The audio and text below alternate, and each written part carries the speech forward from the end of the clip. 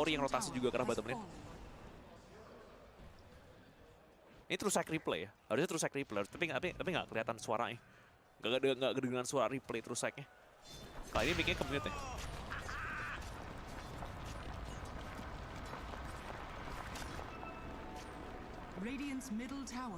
Dan agak sayang aja 3 sama secara kill dari kedua tim Aster dan juga tim Liquid nih.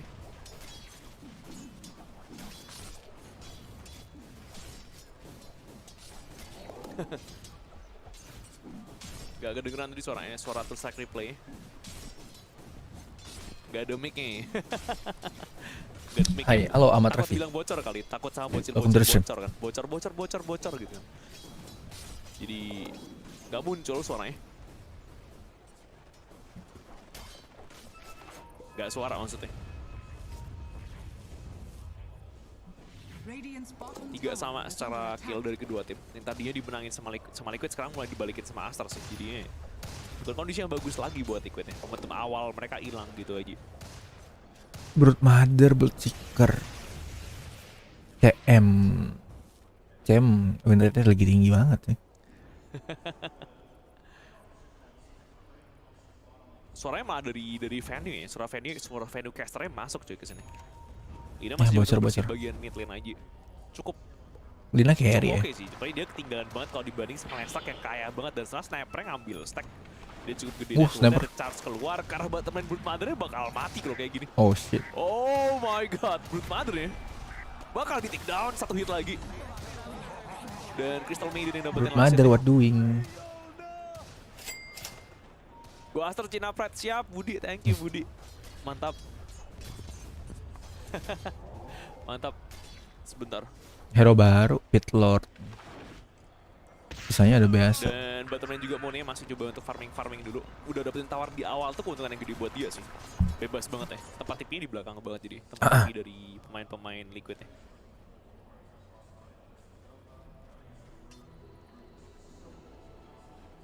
Dan 4-3. Situasi yang agak sedikit buruk. Dengan mengingat mereka awalnya bagus banget tadi awal buat tim Liquid ya. Rebound depan dia pingin cari speed and breaker stun-nya nice lah. Udah upgrade 1 hit akhir dari Mike. Cukup buat dapetin kill. Tuh, spell castingnya bagus banget buat Mike. Dia butuh Connect kayak ya. gini. Langsung di pre-fire stun Linanya. Dan buat di atasnya dia punya Tumblr Story Resta kuat banget sih. Resta kuat banget. Dan lu gak bisa pakai hero yang depan dan depetin dia buat ngelawan ya. Sistem dia ngecekin ward, dia tahu ada vision di atas bakal di-wardin aja. Dan 1 tower lagi di bagian top lane-nya. Mereka cepet banget objektifnya. Enggak juga.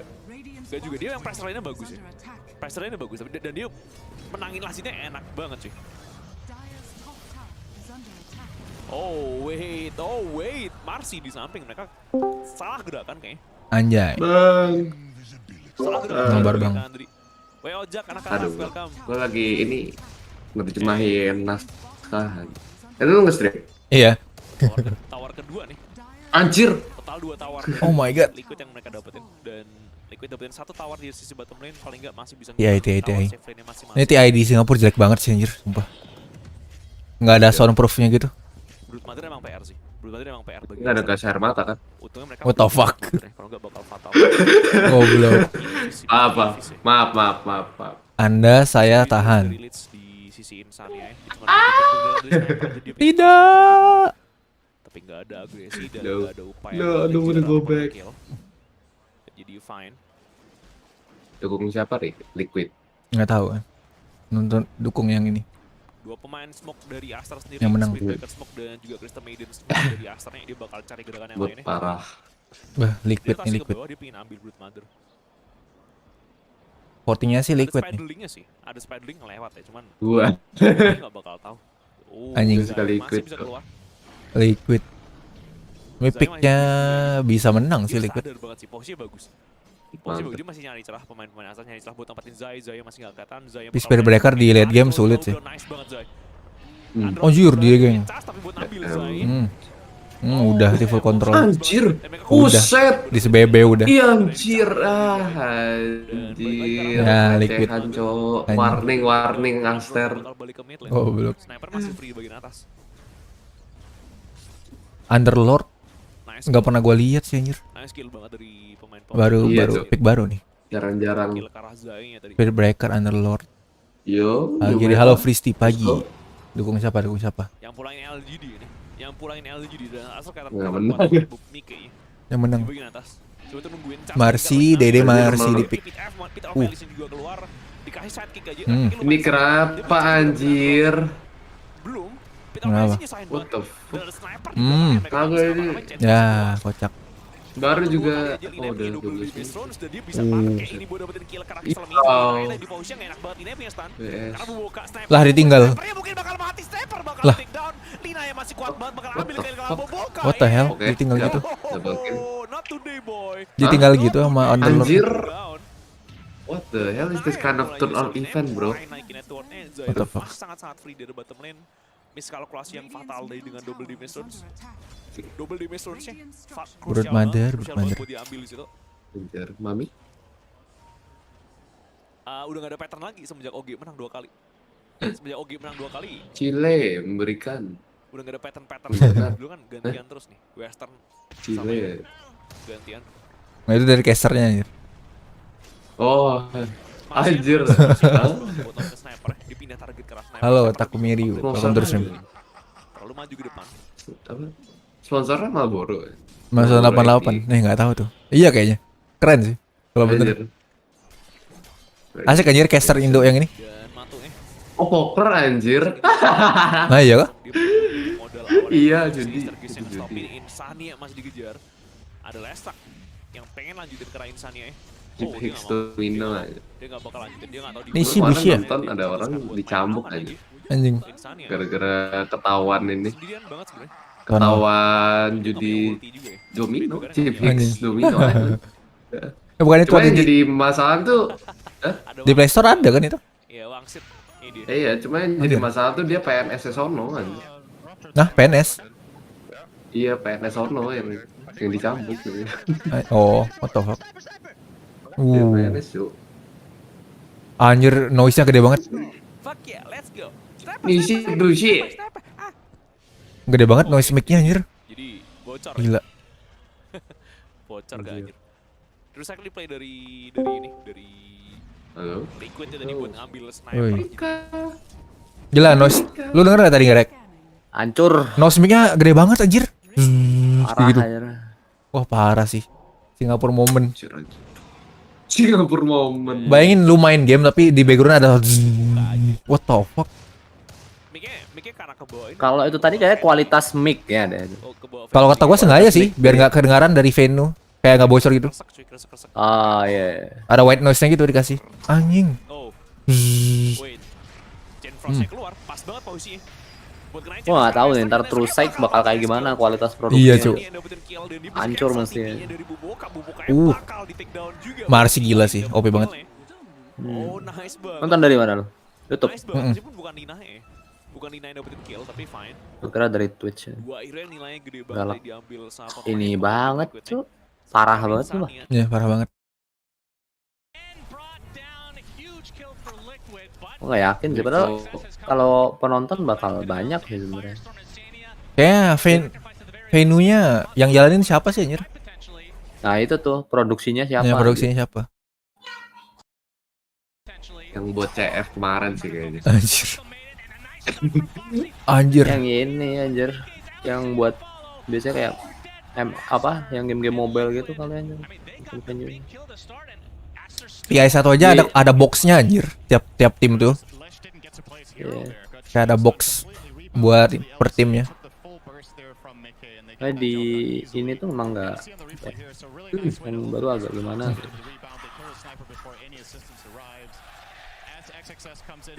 Actually dari tadi Underlord udah berpikir aja. Oh? Underlord udah berpikir terus aja dari tadi. Enak deh buat Tapi temennya mati. Iya anjir. Uh, Iya sih. Dia nggak ada impact ke temennya. nggak worth it jadinya kalau temennya mati. Dikomboin sama Nonton Vestus dari gak sih? siapa Ari? Anonim. Gue balik ke Twitch. Oh, balik ke Twitch. Cuma Twitch gue ada iklannya anjir, mager.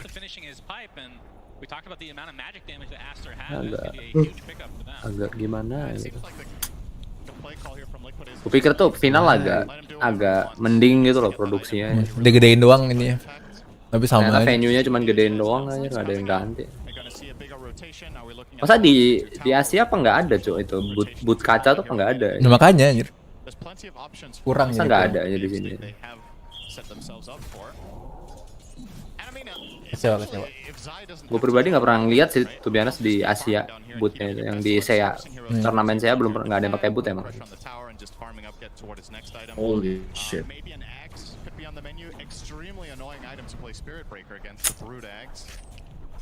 So definitely could be something he's considering. And Liquid want to keep up the aggression. Mickey Oke.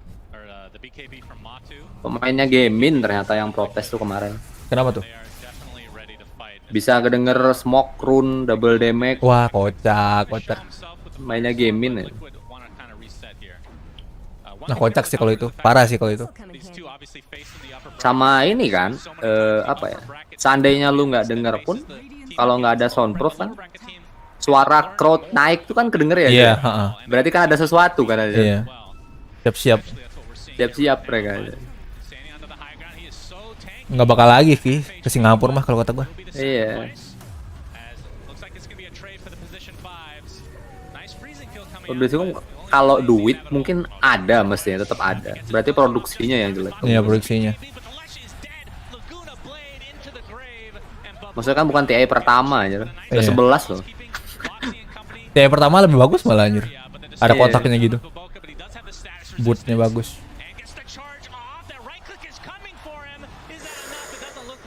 Spirit Breaker bisa lepas ya kayak gituan ya anjir ya. Iya. Nabi. Tebel sih, tebel. Itu tuh offline-nya siapa? Siapa? Si Offline-nya SB, Aster. Aster. Atau offline-nya si ini? Underlord nggak sih? Mate-nya Lesrat kan tadi? Iya, mid-nya Les. Hmm. Nggak seneng ya, apa? Offline Underlord. Sabi sih late game. Agak berat buat ininya. Dia tuh hero yang bikin aura gitu loh. Jadi Iya, item-item iya. aura dia yang bikin.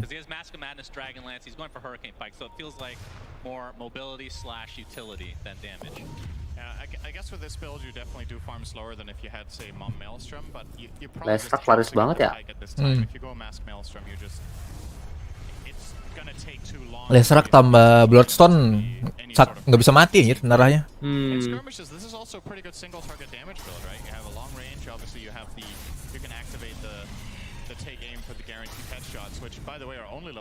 Makanya kemarin dia bagi-bagi hadiah nih, nggak ban aja. Dia tahu venue-nya ampas. Dia tahu nih bakal oh shit. Wah, Matu shit. Mbak We must men. do something aja. Nggak ada ini. Oh tembus sih. Tembus. Sniper. Mainnya kayak Iyo aja jenisnya. Si ini tuh. Lah. Oh, Invis tuh tetap kena ya ultinya. Iya. Area. Bloodstone. Oh my god, gede banget Bloodstone tuh.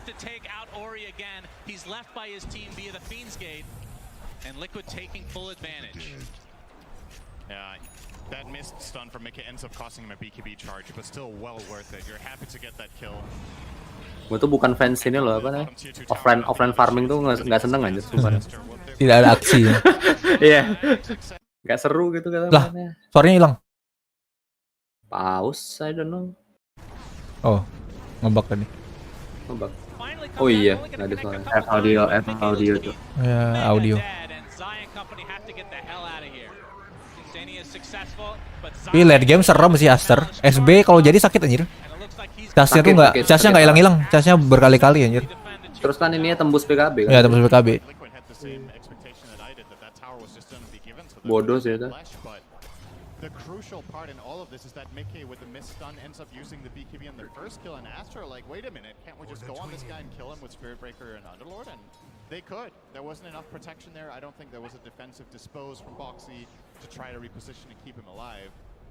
And that's huge for Bagus sih buat ini sebenarnya. Kalau dipikir-pikir Underlord buat si Brute Mother-nya. Iya. Taruh split push bisa ketangkep terus aja. Ya, kita harus main cepat iya.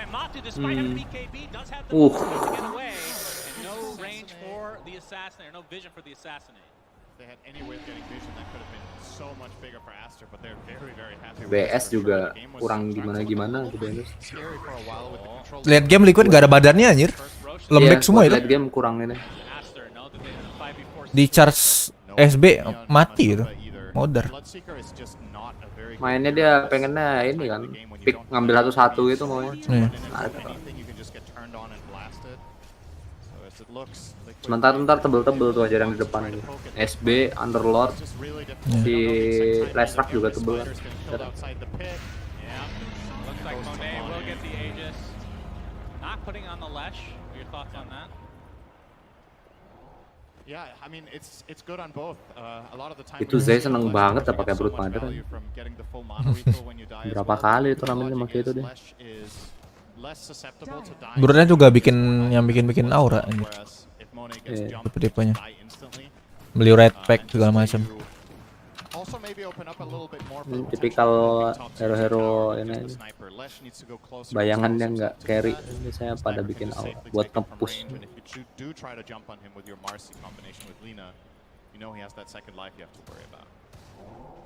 Both those fours have 4 deaths each for Monet and Ori. But they've kind of brought this game back. So this is network-wise very even. And obviously Late game Asar menang sih. helps them potentially extend that Sulit timing Liquid lewat udah. power is Tadi dia lead gede banget lumayan 4K kalau nggak salah. Iya udah mulai masuk mid game agak ini. Belum ada taruh bawah circle.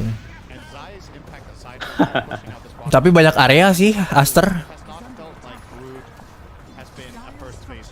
Laba-labanya iya, gampang Masalahnya dibunuh. yang masuk si SB aja, masuknya sampai dalam SB tuh. Ke belakang. And I think even just in an even game state like this in terms of gold, the Radiant lineup is having a pretty solid time scaling late game. I think a lot of what Brood offers becomes less and less important against this lineup.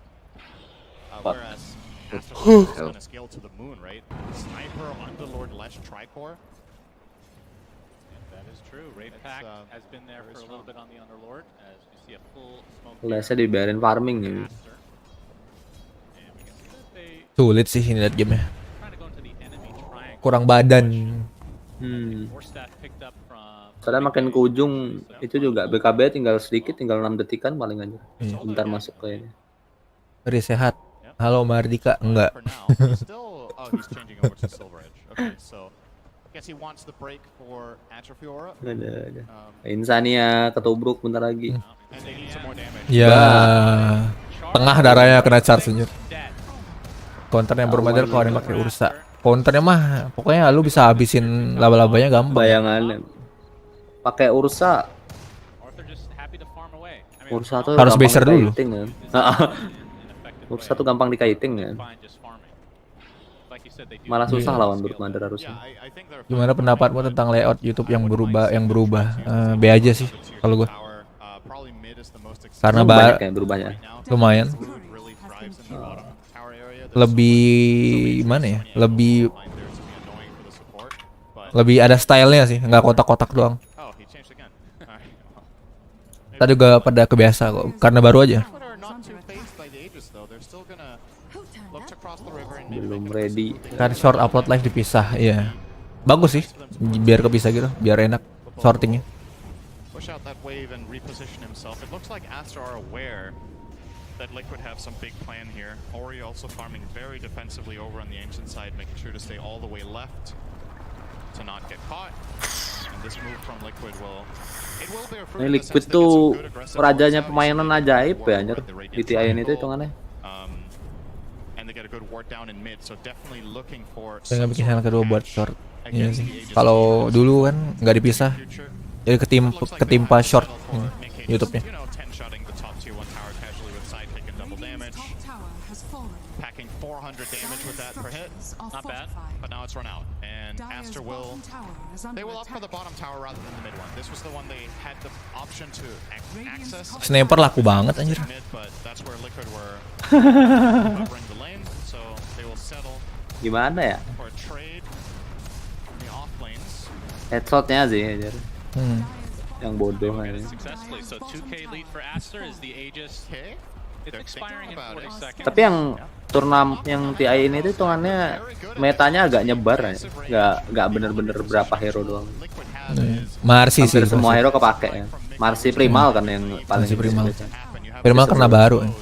So he's feeling pretty damn safe standing down here hitting this tower. And just keep throwing out one shrapnel if he wants to hit it. Kalau kayak carry itu hampir semua kepake. He's gonna keep poking at it. 15 detik Aegis sih.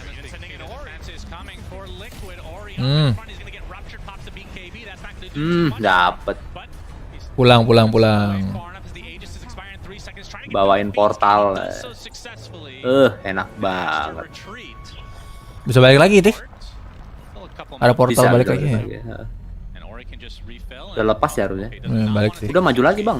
Ngapain TP? Maju lagi. I'm surprised Ori Masuk. even edict at that tower. Gak kuat ya. Like, Sniper just Jauh keep temennya. doing his thing was pretty good. It only cost him a BKB charge, which isn't the end of the world. And I guess he did force the glyph, so maybe it's okay. But if Liquid find a move off it, the story will be very, very different. Oh, Spirit nggak sumpah. lulus. Jadi nggak ada pakai Magnus yang jago. Magnus sudah di counter sih. Orang udah bisa counter pakai Rubik. Ya. Sama ini katanya dapat ada beberapa ini kayak penyesuaian dari hero-heronya Spirit kemarin kan. Yang sering dipakai itu hitungannya dalam tanda kutip kena. Magnus kan sekarang yang apa horn-nya itu udah nggak ngestun. Jadi bisa nge-steal, yeah. bisa pakai item. The two heroes were even stacking up, so they got chain stunned and didn't get a charge up to try to protect Ori. He just walked straight into Kemarin si ininya kan diwawancara tuh. actually didn't even rupture, I think. They Lupa lah, bukan si Misha ya, yang kaptennya apa siapanya. anyway. Without the BKB. Alasannya ya gara-gara itu. Hero-nya mereka pada kena nerf. Swing for Liquid. Metanya nggak bisa deh. And we won't know for the next Roche for another minute 40, but that is going to be an extremely important factor in this game, as it usually is. But looking at Ori's item progression, obviously they've had the Bloodstone for a long time. BKB is on 8 seconds. He's only used it once, surprisingly. Yep. Has a casual plate mail, and I would assume an eventual Shiva's, but still going for his boots of travel. His farm for a Lash is not very good this game. Mulai farming gimang ya. I think he's had a couple of Farming times gimang. maybe pushing one wave too Jam-jam many. farming. Liquid have done a really good job punishing him. Overall, the 5 deaths on the Lash is a major setback. Selamat siang Kak, halo. Selamat siang. Has a 50 Crash. CS advantage. GC, gimana bacanya tuh? The thing I wonder here for Ori is if Travels is actually the right choice, because you're obviously playing against Rupture, right? So Sumpah. having extra mobility in the fight isn't necessarily Rusuh banget. ya. Datang-datang nyundul doang anjir. whereas in games where you can just stand your ground and Rese survive banget. longer, like you said, the Shiva or something to that effect could Red be an pack. interesting choice. But maybe even Ags could be a thing this game. You're against Brood, Bloodseeker, and Red Pack di Underlord damage-nya jadi berapa persen ya kurangnya ya? could be interesting. Nggak tahu tuh. Well, for now it is going to be the Travels. Underlord bukannya ada damage Obviously, reduction-nya ya? depends Ya ada. whether the flow of the Ada game kan ya? will turn into Ada. a little bit Tambah more Red Pack stalemate aura. where teams are just pushing out waves and farming, because then Travels are obviously great. But if we have a key fight coming up sometime soon, Red this Pack might tuh be the 35 best kalau nggak allocation salah. of net worth that Ori can have at this point in time. Getting those Travels up. Roche will be known to us now. It's a long respawn. Yes. 233. Will be quite a while before Aster potentially get their hands on that. And I do say Aster because they are 35 tambah controlling the area for now. 35. Kalau ada talent 50-80% damage-nya anjing what the fuck. Anjing. Liquid can't just move in there and contest it. Ngehit apa, Cok? Bodoh anjir. Zai has had the Wraith Pact. And Pipe. there's the Ngehit action. nggak ada damage-nya anjir. Scepter, Iya. snare, really. Yeah, it is very good. This axe. Aduh. When you're playing a brood role where you don't have to deal very much damage, this Oh, axe is just incredible for map. Elite bonusnya Smoke 50%. up, but they see Boxy. They're gonna start charging him next to Lumayan dulu masih ada 50%an buat temennya aja. Asa right now. The charge is there, but the Frost is Oh. gonna be Ori though. And Oh. Bahoka end up taking him out to help him Monet. Just Ini anjir tinggal TP doang yang di rupture. the Ori pop by XXS and Iya. they find Zai in the trees, but the Nggak ada ininya soalnya, nggak ada yang bisa ngelanjutin soalnya. Brood Mother nggak bisa apa-apa anjir. damage, Lich ult Iya. coming out, but it's only gonna be Meninggal. Zai just gets cleaned up. Double kill for Monet as the Fiend Gate's back to the fountain. They can just refresh and rejoin Ah, udah. this fight as Insanity looks to be next. 3 dead for Liquid. Hero-nya susah sih buat brute, to be honest. Iya. Very good. Zoningnya Like you bagus said, yang dari Roche sana. is not gonna be up for another minute, so Sementara brute-nya lifesteal-nya harus mepet aja. Lucky that this isn't up because this would have been Aduh, buffer. out of Liquid, but yeah, just a very different fight in terms of positioning here, right? So you get the charge onto the Marcy, so she doesn't get to play the fight at all. Ori gets Gila. ruptured, they get this Marcy kill, they run back, and then they zone control. Underlord is creating tons of space by just running in with a Pit of Malice and just frontlining. Sniper is keeping them at bay with shrapnels. There's the Crystal Maiden ult coming up. It's just too difficult for Liquid to re-engage here. And a nicely played fight here from Aster will secure themselves. a good Dikasih teleport lagi, enak banget resetnya. Iya. Good respawn on that. Both teams will want to get access to this. This is the second Roche, so will come with a little bit of a bonus. Cuek. Cuek. And Mickey has the data list, so he will start to hurt. Is opting to go for a Lincoln Sphere as the next item.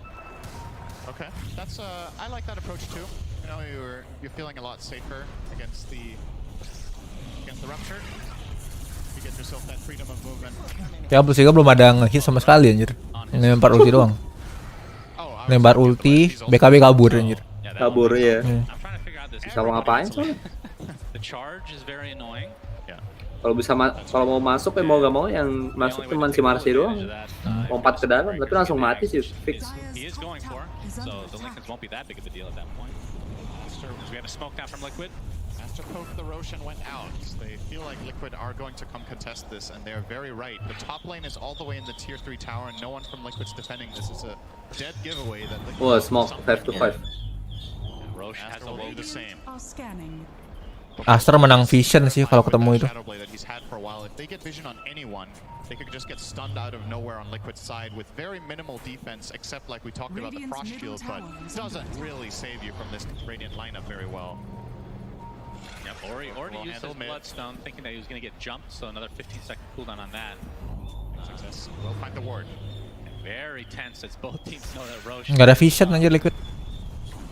With the gem, knows that Liquid have vision here. Obviously not going to go for the D ward. Way too risky. He could get jumped by Marcy and just blast it there. So gets the information, gets back. They have Boboka clean up mid with a charge. Next wave will now be cut by Boboka as well. Nggak ada hasil. Going to clean this up out of the Shadowblade. Just Duit banget tuh. in one charge. Hilang semua. His bash to do that much damage to creeps. Banyak lumayan juga ya. Yeah. Lumayan. Better counter. I think this is the most CS I've seen a Spirit Breaker have been at 34 since Xiao 8 played at mid. That's what Spiders will do. Anjir That is support. true. I mean, he's halfway to his axe, and that thing is crazy how good. Still posturing on the other side of the map. Sama-sama pengen Roshan. Quite ready to fight, knowing that this Roche could Nggak ada yang mulai. decide the game. Iya. Nunggu semua Call dua-duanya. that, but There's a very good chance that the win percentage with second Roche has got to be really high for the team that gets it. As look how close this game Oh. was. 68% for Aster. Do you feel that? Watching this right now. Rupture onto Ori, gets exposed. Ori, he's gonna get bashed out of Zamatu, trying to wreck his way. Kemajuan sih tadi. Itu Flash. offset sih dia. Offset. Mid, and Dia masih berani anjir. Now the Foxy's on BKB habis masih berani dia. Exposed onto Matu with the rebound movement speed buff as well. They're able to reset completely.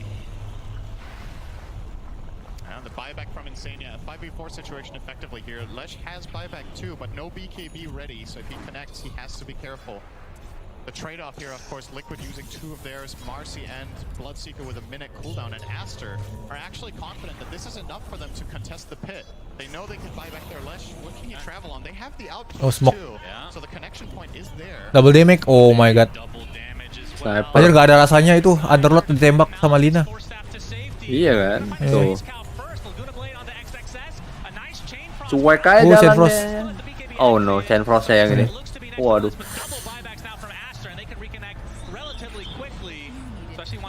Buyback. Still 5v5, but that is several buybacks from Aster, but like you said, the BKB is very SB-nya datang. with the charge on the Mickey, but the Frost Shield's gonna be able to get a lot of physical damage. Foxy's gonna be dead. Trying to Oh, help no. his teammate, and Mickey pops the BKB, trying to get the dieback onto Ori. He's at half HP, but the Bloodstone healing up to Ori. It's not gonna be enough. Ori diebacks and Monet Wah, snipernya ke ini, ke lock ke belakang. there, trying to wreck Sniper. Cok, sniper, cok. Cok, sniper, cok. What the fuck? Cok, sniper, cok. Eh? Cok, bunuh sniper ya, anjing. Oh my god. Pakai apaan anjir? Akhirnya mati anjir anak orang. Pakai apaan sniper? Nggak tahu. He left still. Red pack kali. Oh, Madness. Madness sama Red Pack ya? Iya. The fuck?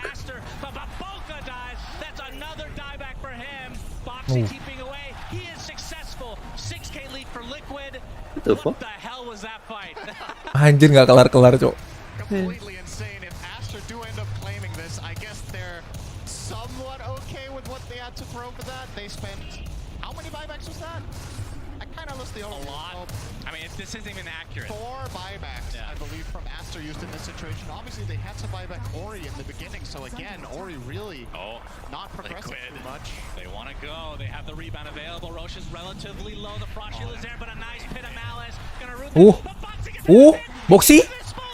Boxy. Boxy. Ah, Boxy. dapat. Wah. Nggak dapat.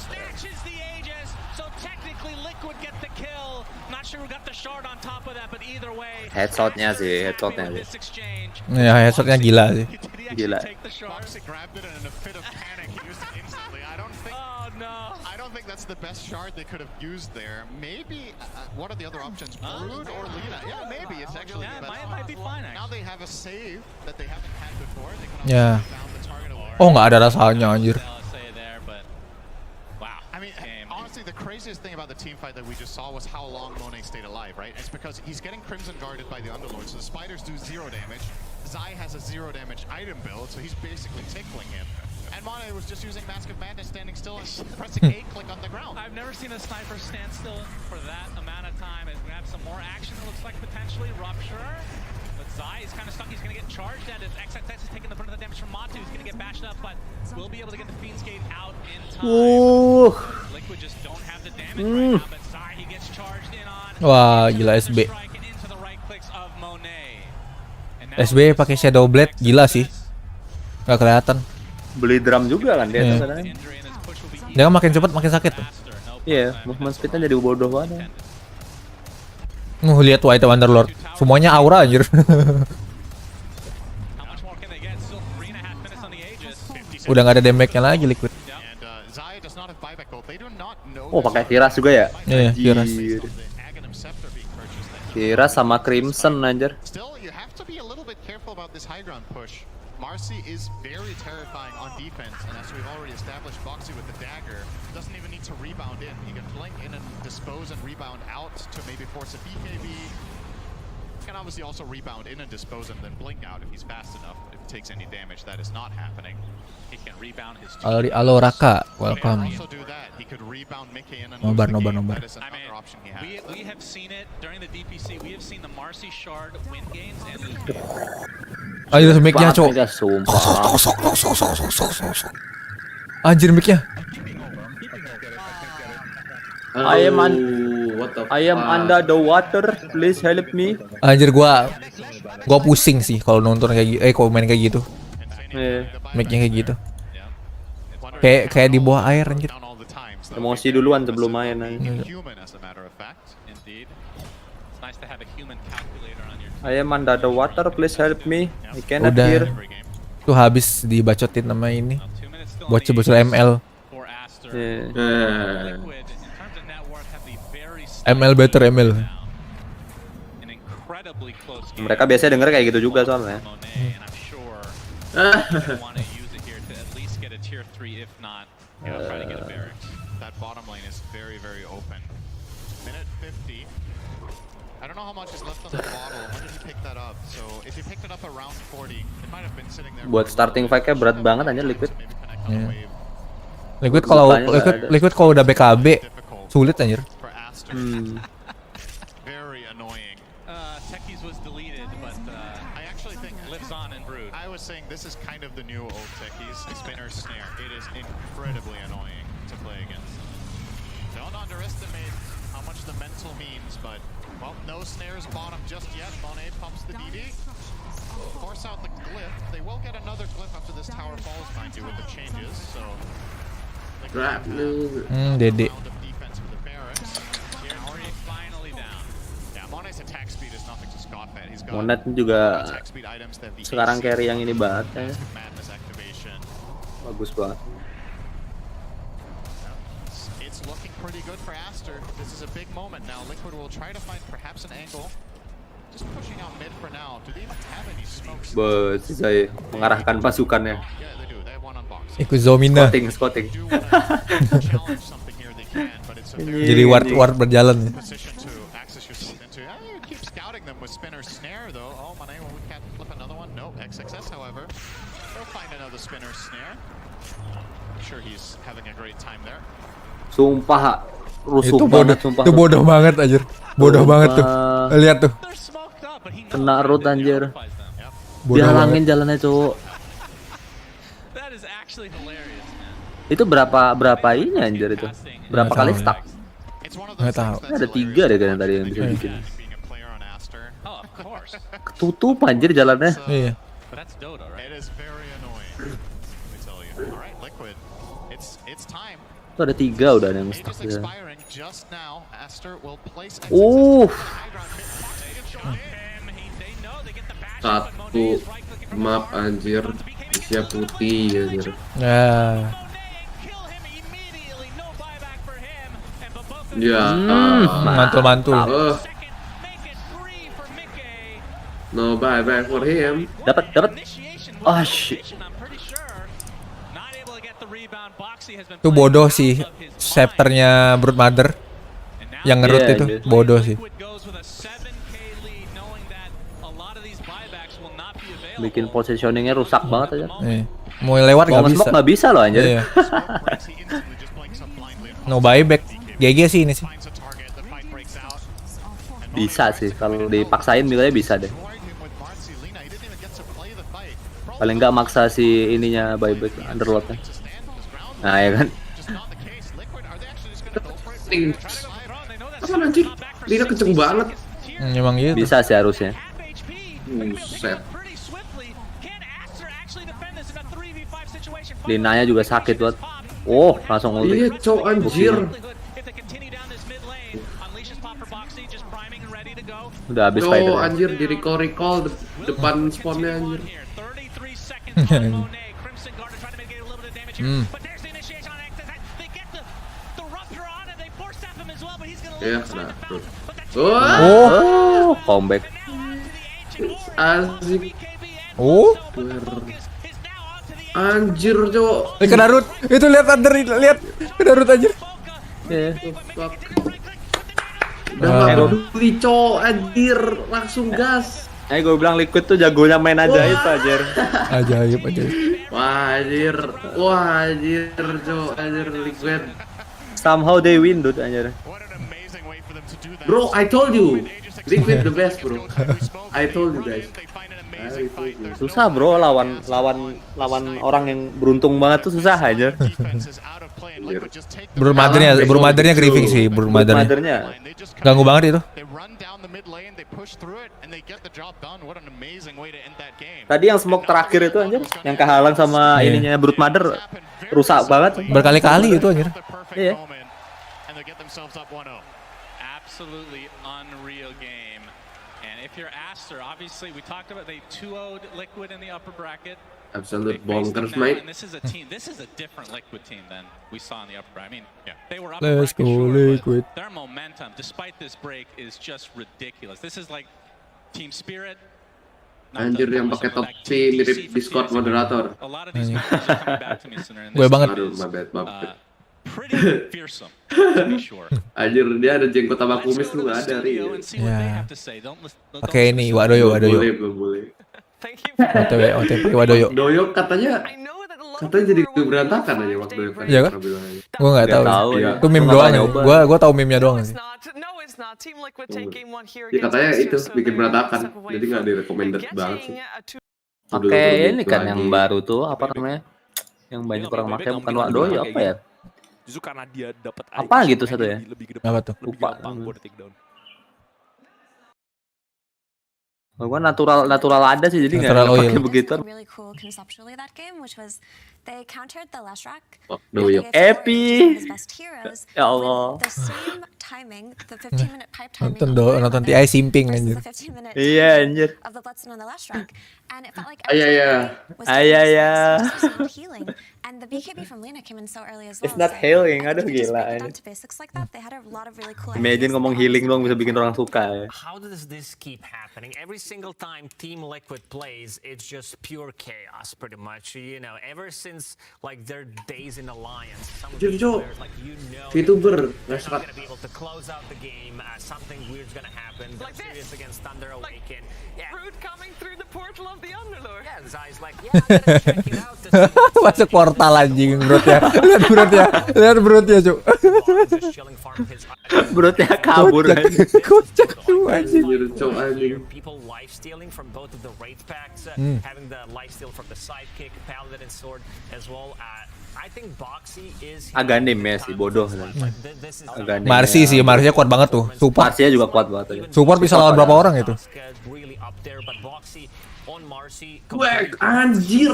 Oh, headshot tuh nggak nge-cancel TP ya? Enggak. Kalau cancel OP sih. It's like a redemption. Dia nggak ke knockback doang, ke knockback. You know, when Liquid lost Taiga, I think a lot of people were thinking, you know, Taiga for this guy, he's an offlaner. He's coming in and taking Taiga's role. Boxy sih. Favorite going over to OG, but it's like he has absolutely proven himself over the year. I think we were pleasantly surprised casting him in throughout the EU DPC. But this isn't just like a pleasant Support surprise. 4-nya 10 kill tuh. What the Insane. hell? He's legitimately carrying his team. 10 kill, That last 15 game was assist aja. entirely on his shoulders. Marcy kekuatan anime emang. Anime Gila, power. He was not only initiating every single fight. Modal BKB doang loh itu. Ya modal BKB bisa ngajar berapa orang He itu. was doing the damage. This guy's a 4 position, not the carry. No, he's definitely you go. insane on that role, as you say. And someone who's also insane. Look, Abis. is Distraction Slackers in the crowd. Habis ini sih, habis TI di bakal di nerf. Iya. Bermother sih kalau kata gua. Nah, nggak ada suaranya. Ya. TI. Siapa sih switchernya aja? Nggak tahu dah. Turu anjir. Jelek banget ke switchnya. Liquid, obviously. Oh, wow. Well, what'd you think? I thought it was phenomenal. And what do you think about this stadium here right now? You feeling it? You feeling the TI hype? It's beautiful. Look at it. We got flags and banners. This is going on. It's great. All right. Where are you from? I'm from Canada. Canada. I saw the hat. I thought you were one of my people. Can we get one yeehaw, please? Canadian yeehaw? Yeah. Yeah!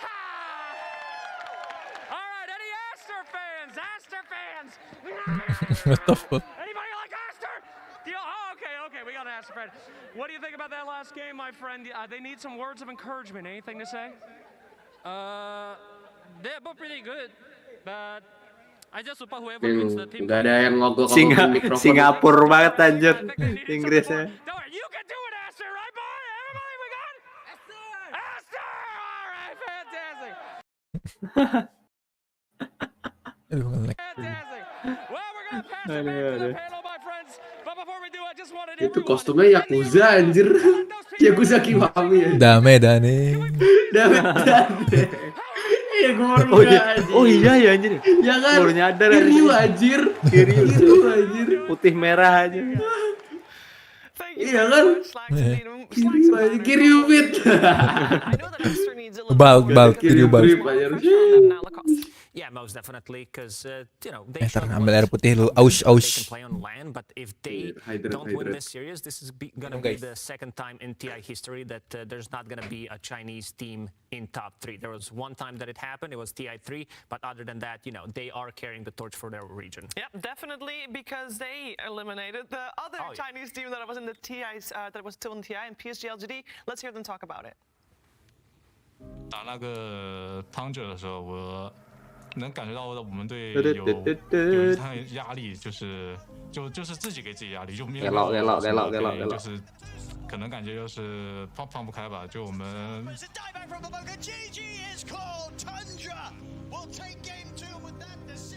我觉得兰姆他就是然后输给汤角之后，他还跟我们说了，是我们打的太没有那个进攻性了，就是打的太怂了。然后我们总结过了，就改天就打败老干爹嘛，就感觉老干爹一直是我们就是在中国赛区最大的竞争对手，然后之前也很多比赛被他们什么3比0、2比0，然后各种被他们就是被他们干嘛，然后。Minute 22, Gabe and Gabe Radiant, 88% chance of winning. Damage is going to be enough to actually get beautiful rolls coming out from XXS. They take him out 2-0 to start this fight. He's A-OK as Ori. He's going to get the instant kill onto nothing to say who does not have buyback. And now they're going to turn this around onto the Primal Beast. This looks like the beginning of the end of game number 1 as Aster has come back with a vengeance. He's going to get the double spear with the shard. Triple kill on Ori. Nothing to say is dead. Will he get the Sunder? No. 4 dead for PSG LGD as GG's come out. Aster eliminate LGD. Sebuah knocking out LGD. What was it like? 打完之后感觉又是挺可惜的感觉，就被死边什么的，看蛮可惜的感觉。这次到了 TI， 肯定还是想往更高的名次冲刺，想把以前的那些输掉的比赛都赢回来。今年这5个人在一起的那一刻，我就觉得我们是奔着今年的冠军来的。我挺难忘的吧，这7年来，这是我第一次冲进 TI 4强，并且有拿冠军的机会吧，所以我非常珍惜这一把翻盘，然后也很珍惜和我的队友走到现在。我觉得不管是老干爹还好，还是我们，Hello， 我跟你。为了中国粉丝尽力去拿下这一个冠军吧。然后之前中国赛区的成绩都比较不错，然后都是老干爹，差不多都是老干爹拿的。然后今年到我们了，所以我BO3要接下这个重任，然后不负众望。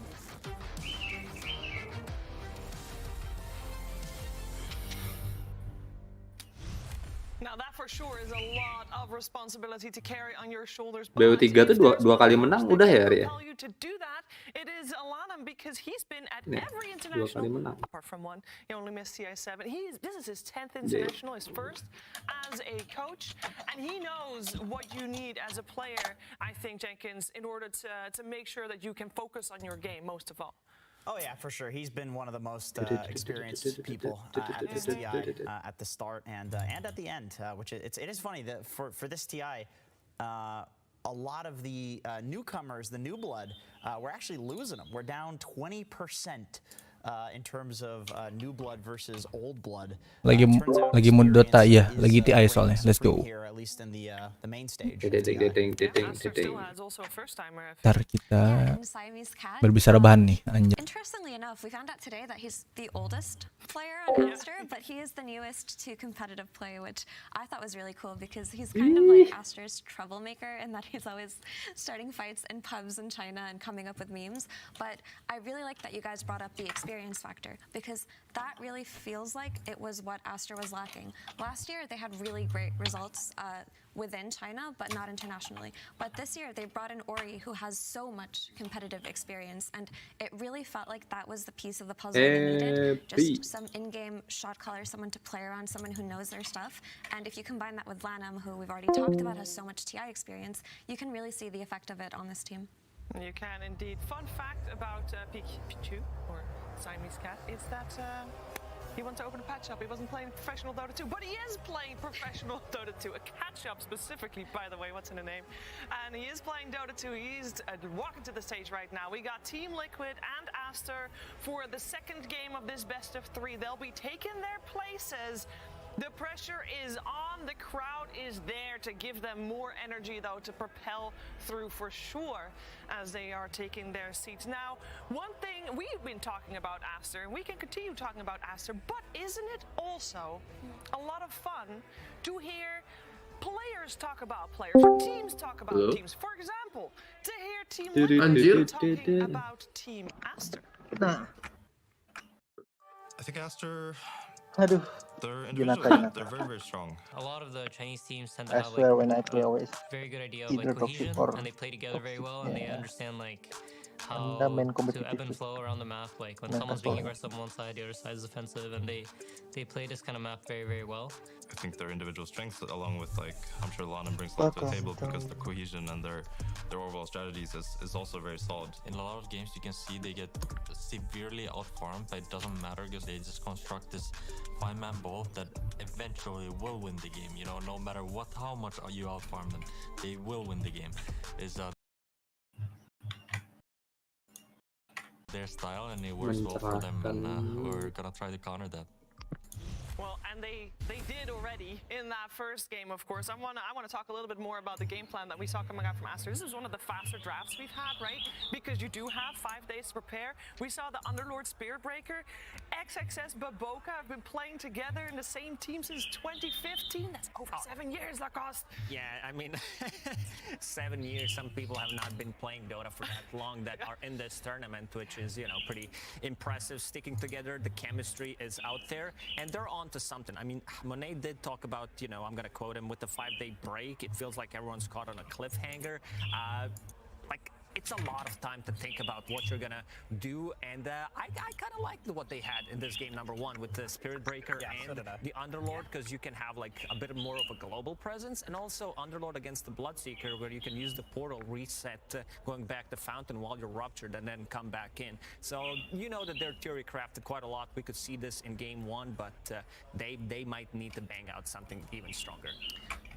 To talk about the other side of the coin, I think Liquid prepared for this match so well. I was genuinely so impressed. I did manage to talk about it a little bit, but they gave away Aster's comfort heroes. They gave away the 2 heroes that they lost to in the upper bracket, right? They lost to Aster's Lesh and their Sniper in that game 1, and they just comfortably gave it away with ideas of their own. And I thought that Broodmother into the Lesh was very innovative, because typically you don't really think about them as a timing versus timing hero, but that's actually what it turned out to be.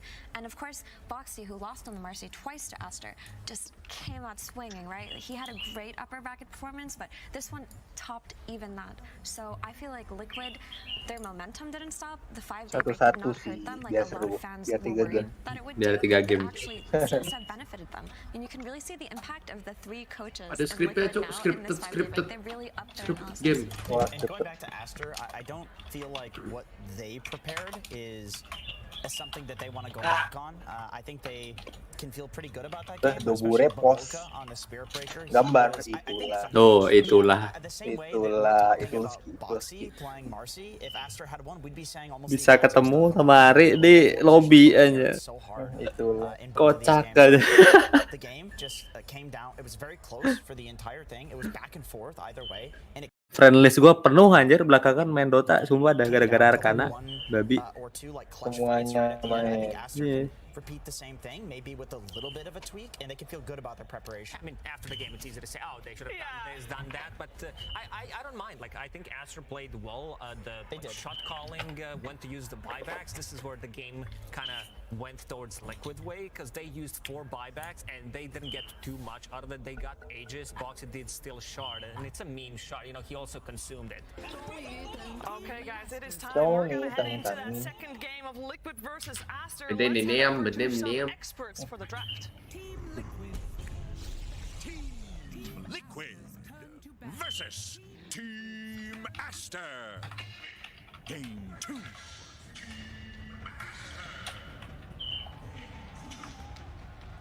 Thank you, voice of God. Suns fan here with Cinderin, and again joining us is Stormstormer and Toby from Entity.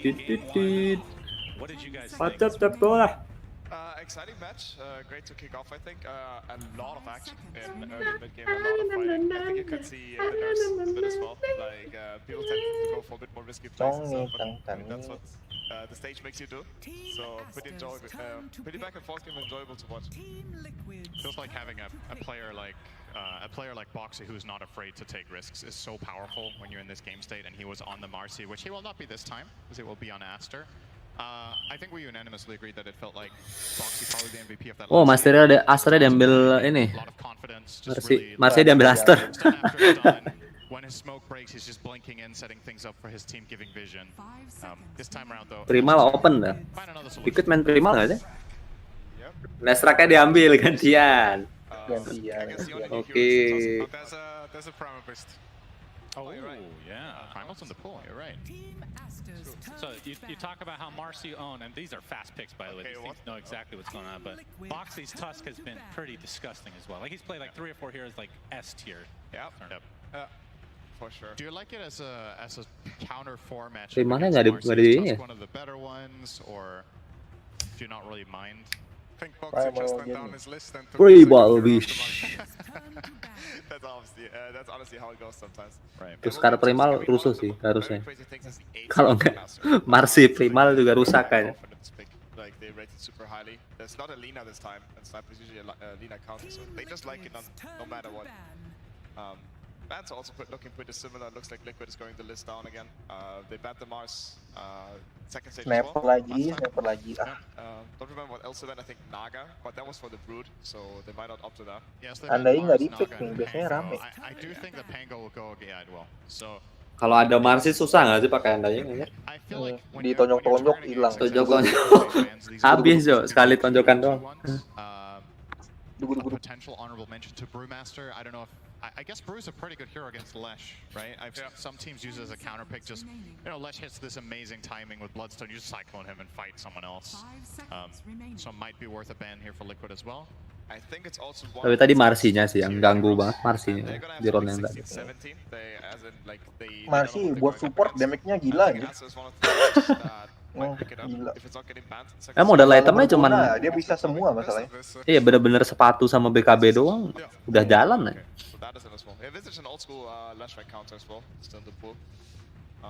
Kira dia carry anjir si Marcy. Support aja. Itu iya nendang itu ulti. Gitu. Nama belakang. This time around, I guess Aster, especially with this opening, are more countered by Frost Shield, and Insania did have a pretty meaningful impact in that last game with some Chain Frosts too. However, would you say Lich is like, I guess the Frost Shield component against Snipers Insania. Lihat Mayonaka. Position for Chain Frost. Betul. He's never going to be in range for the, and he's one of the heroes that can kill the Spire if Lich goes for that. He's kind of a hybrid mix. I think the Frost Shield Goblok anjing. against both Sniper and Marcy. Goblok. Also the Brewbound coming out last from Liquid, I think that's very Awalnya smart. As I ini. said, like Exodus really loves this hero and would have been a decent answer to the last track.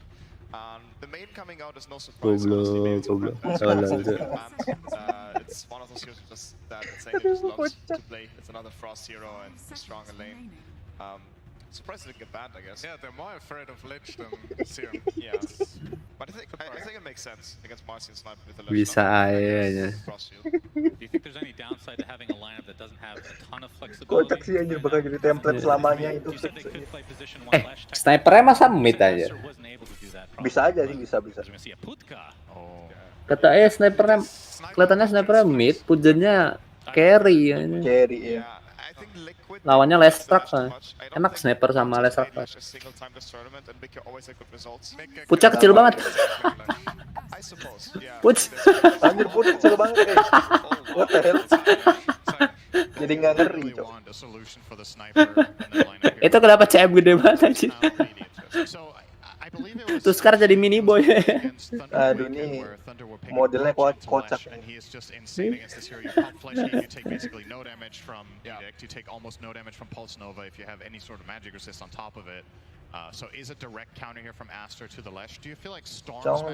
Hero-nya Matu belum ada di Liquid. Master offline-nya belum kelihatan. It's probably a decent match on mid for the Storms, really does very well against many melee heroes, and obviously an answer to Sniper, which I feel like they were lacking. I think the mid matchup is probably fine. I've seen Holy shit, mid really hard. that's sweet. Yeah, exactly. That's what I was thinking as well. So like they could actually opt to put the Sniper mid. Lucu banget anjing babi. Sniper fair matchup. Kecil. Bocil Is aja there a anjing. world that you can play a 3 pudge on XXS? Because he has also played that hero in the past, or is that just kind of outdated at this point? We've barely seen it this tournament, right? It's almost only carry and mid. I think that would be wild. I think that would be a bit like crazy, especially because Monet and Ori are just insanely confident on it. Yeah. And I picture XXS as sort of the team fight hero player, like the Panda like a band out the Pango, the Mars. They even banning like more and more the side. I think they want some AoE control on this last pick on Aster possibly. Now, Liquid, by being second pick, will have the ultimate last pick of the draft. You guys need to pick a hero for XXS now. What's it going to be? Like, you don't know your carry matchup, so I'm assuming you're trying to pick an offlaner that initiates for your team and maybe has a solution for Storm to an extent, or Sanking? No. No. I don't want to get counterpicked by Matu and playing his Sanking. Yeah, so... Sanking Matu aja.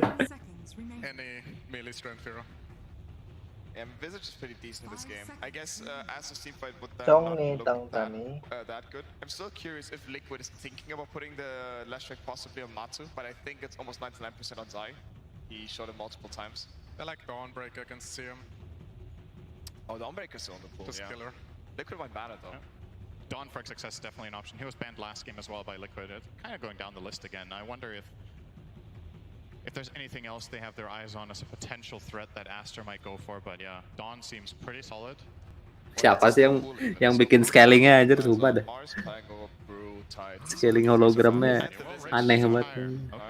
Halo Ari, halo Pucu Ayu. It feels like Dawn Selamat is a datang. nice like layer of Ding protection dong, for the ding, sniper ding, hero as well. Like ding. it could be the difference maker about whether he stays alive or not if he gets jumped by like Storm Kocak, Tusk. kocak.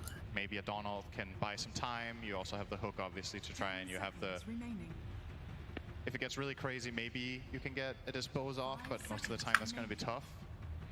How do you feel now? You like the Visage, right? And now that's not an option for Aster anymore, so what I don't really like Dawn, but it's like the only thing left. Still the best one? Okay. Yeah, this is a tough one, honestly. I'm not sure what else is even still left in the pool, and you have to consider that Liquid has the ultimate last pick against it. I'd say I've seen Lone Druid do pretty well against Dawn in games that I've watched. Not really here at TI. I don't think it's been a common matchup, but just high-ranked pub games, Lone Druid fares well Snipernya, a lot of the time. sniper. Are you thinking about Lone as Aster? You probably are, right? As an option here for Right. Liquid, so should you... Is that a concern for Dawn, or is it still just the best choice you have and you just kind of have to deal with it? I think you just have to pick it. There's also the Underlord that he played last Oh. game. Maybe it's a tough line pick, but it's a decent hit. Omni Knight. Knight. Wow. Okay. Okay. Push lah. Marcy or Omni? Or Jakiro. Or Jakiro. So what's the idea? So this is a Matu hero, right? Dia butuh seseorang buat jaga sniper aja. Sniper good against like pure damage through Omni Knight's ult. I think they have pudge problems. They need Pudge is too good against that? Yeah, they need someone They need to damage for pudge. Yeah, the Lifesteal and Ursula. The Spectre is not really needed because you already have the Storm against the Sniper. You could double counter him, but I'm not sure also how. Like, Spectre is a pretty outdated hero. Is there actually even a carry left that counters Pudge on that matchup? Ursa, Bloodseeker, and Lifesteal are the three best. They're all gone. Something like CK can sometimes overpower it, but you're still against Flesh Heap and you're against GA, so it's kind of worry. Yeah, it's not a good CK. You have no dispels whatsoever against Omni in this game. I actually really like this last pick from Aster, given that they don't have ultimate last pick. I think it puts a lot of pressure on Liquid to find a perfect hero that might not exist. Waffling is the perfect hero, but Matu doesn't play. Lesra carry ya. Matu plays more. Midnya Lesra carry, midnya Storm. He definitely plays it. I guess. I mean, there's always like, it depends what you practice the last couple of months and how confident. Belum ketemu hero-nya ini. Katanya Lestrak justru offline malah. Jadi Zai yang make. Omni anjir, hero baru lagi. Offlane Omni. Carry Marcy with Omni support. That's also an option. All right, looks like Probably they've not made their selection. They're going to wait till the last second. The Suara whole mic lu gyro aneh, game, iya. I believe is what Blitz said. Di laptop. Morphling. Oke. Sweat a bit. And it will be the Morphling. Okay. Nice call, Toby. Toby proved. Well, you said it was the best pick, but you also said he wasn't playing it, so you get 1 point out of 2. That's Matu still was pretty good. laughing, so I think Ya kan Zai. Offline ini ya. Kemarin soalnya make itu yang tarung terakhir itu. So it's Yang 5 heboh Omni, kemarin. offlane Marcy XXS, Ori mid Pudge. Ori mid Pudge, exactly. I like Liquid's draft, honestly. It's confidence coming out from this morphling Oke. pick. I think it's a very good morphling game. Monet Also, lagi. he's done wonderful things on his Flash, Moxie Tusk. Carry sniper lagi, cok. Berapa nih, men? I think Liquid's Eh. draft. I like Liquid's draft as well. He's pretty damn good at his Carry morphling. sniper lagi. Gue kira carry Push tadi. Sniper fares against Lesh Tusk. I feel like that might be the lane to watch here. Is that clearly favored for either team? Kalau nggak carry aneh sih anjir. Assuming it, or sorry, I said Marcy sniper. Sorry, sniper Omni. Berapa nih, Ri? The tools necessary to lane. Aku nggak lihat tadi. Berapa? 1-0. 1-0 Liquid. Marcy in any lane will do well, right? Let's go. Liquid. I mean, this hero is still bonkers, I guess. I think that's gonna also Satu-satu dong biar asli. Yeah. Biar So 3 biar Marcy Jakiro against Morph Maiden probably is going to be a farming lane, largely, right? Ori itu apa? Mid kah? Is definitely an oddball. I guess the Marcy is also like not counted in any way this game, except the morphing baby. I'm not sure what the lane goes like, but Pushnya masa support ya? decent Marcy game. Powerful. Oh nggak hafal pemainnya Aster. So, Sir Action Slacks, I believe, is with us here with a nice interview before game number 2. Let's hear what he has to say. Absolutely. I am here with Lanham and Helen. Hello, everybody. Welcome. First question for you. You're up against the big blue team, the big blue meanies here with that draft. Sniper last game, Sniper this game. I know Liquid has not beaten Sniper yet. Is this on purpose? Do you think that's their weakness? 你们对战一支全蓝的队伍，在本次比赛当中 ，Liquid 没有击败过火枪，你们是做了功课针对他们的吗？这个英雄对他们的英雄池有一定的。 Ntar nunggu cap dulu. Oh ini. Well, this hero kind of counters their hero pool. A standard answer. All right, all right. Let's talk about Omni Knight. Now we A don't see this standard hero a answer. lot. Coming out here, last chance here. Do you believe in the omniscience? Do you believe that this is the power you need to come back in the series? 其实全能在本次比赛当中并没有选的很多，你对自己的全能有没有信心？信不信他我不信他，我也不会选出来吧。 ？Why would I pick him if I don't believe in him? And I just wanted to give you a moment here with the crowd. Of course, the crowd is cheering for you. They love you. I want you to have your last moment. So take it away. Say whatever you want to say. 现场观众有很多人都替你们打气，有没有什么想跟他们说的？希望兄弟们打气的那个声音再大一点，我在里面。 Wah gila. Gak tahu sih gua tapi itu pokoknya. Kenapa inrek?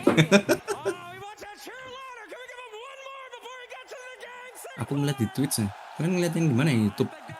Twitch. Twitch ya? Sama berarti ya harusnya. You're welcome. Hello, Sunsfan. Thank you. Liquid versus Aster, game number 2. And we're going to see a Matu morph, as we already discussed. We're going to see the Omni Knight support, which is a hero that didn't exist until recently, it feels like. Tell me Omni. what this hero offers. Yeah, so Gak pernah lihat ya kalau orang-orang pakai Omni. on level 1 skill Hammer of Purity, which is also what he has done. Lumayan dukung sih harusnya sama sniper di landingnya. Effectively trade HP. Jadi ada yang ngelindungin ini. Oh mid push. Oke, that's pretty good. Oh. That hook, dude. That hook. Looks good. He's all warmed up from game number 1.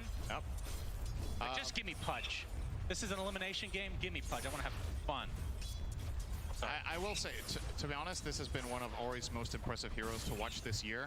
After it became relevant as a core hero, he's been one of the standout players on it. So I think Aster will feel confident having him running that. To finish off on the Arkana. aside from this early laning trading that he does here with Boxy, who's Habis ngambil swag bag itu tadi dia. Makanya pakai push.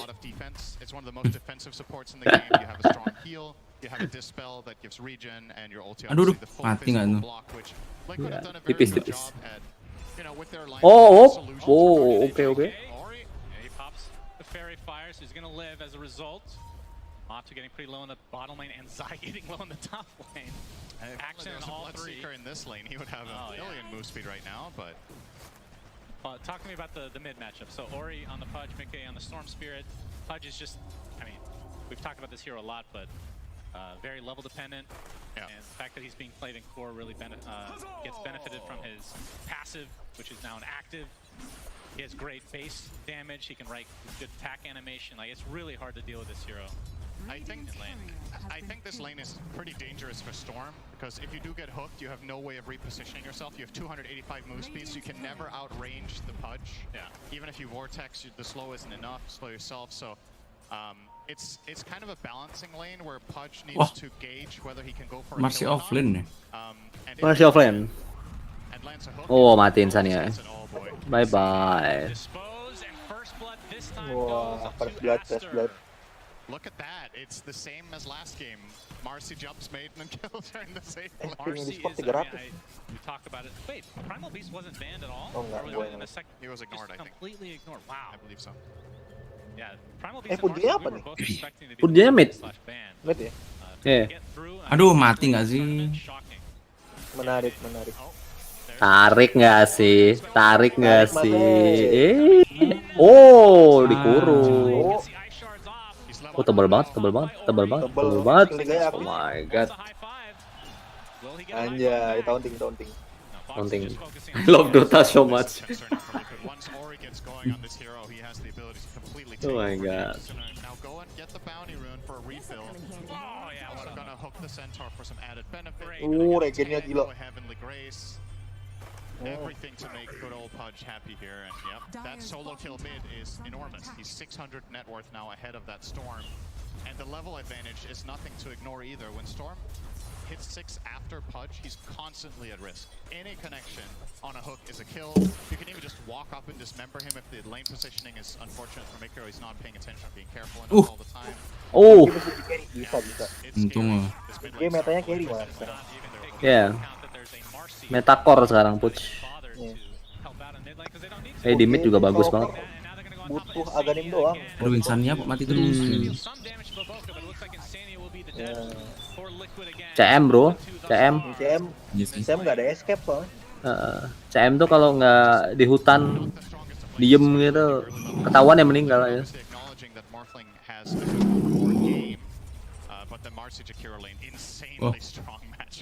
Ozai, seriously? Gila Omni. Pentong. Matu.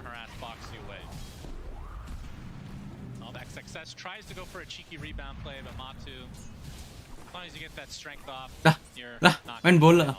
Main balon. And Ori, like you said, level 5.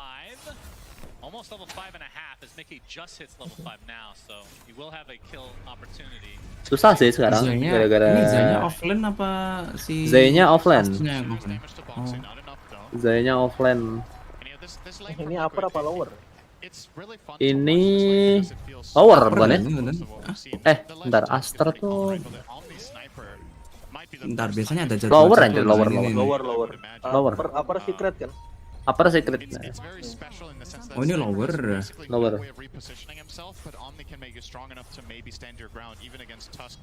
Jam 2 ntar leak. Siapa nih secret sama Tundra?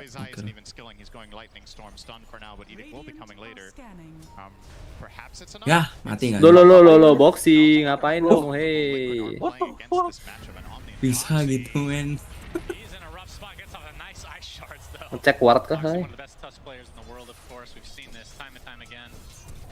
Hooknya sekarang enak buat kayak gitu-gitu. Ambil range creep.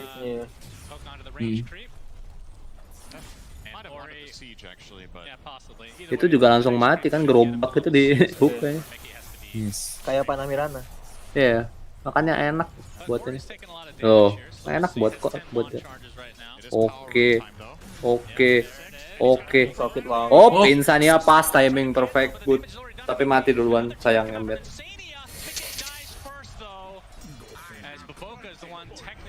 Kena bebek.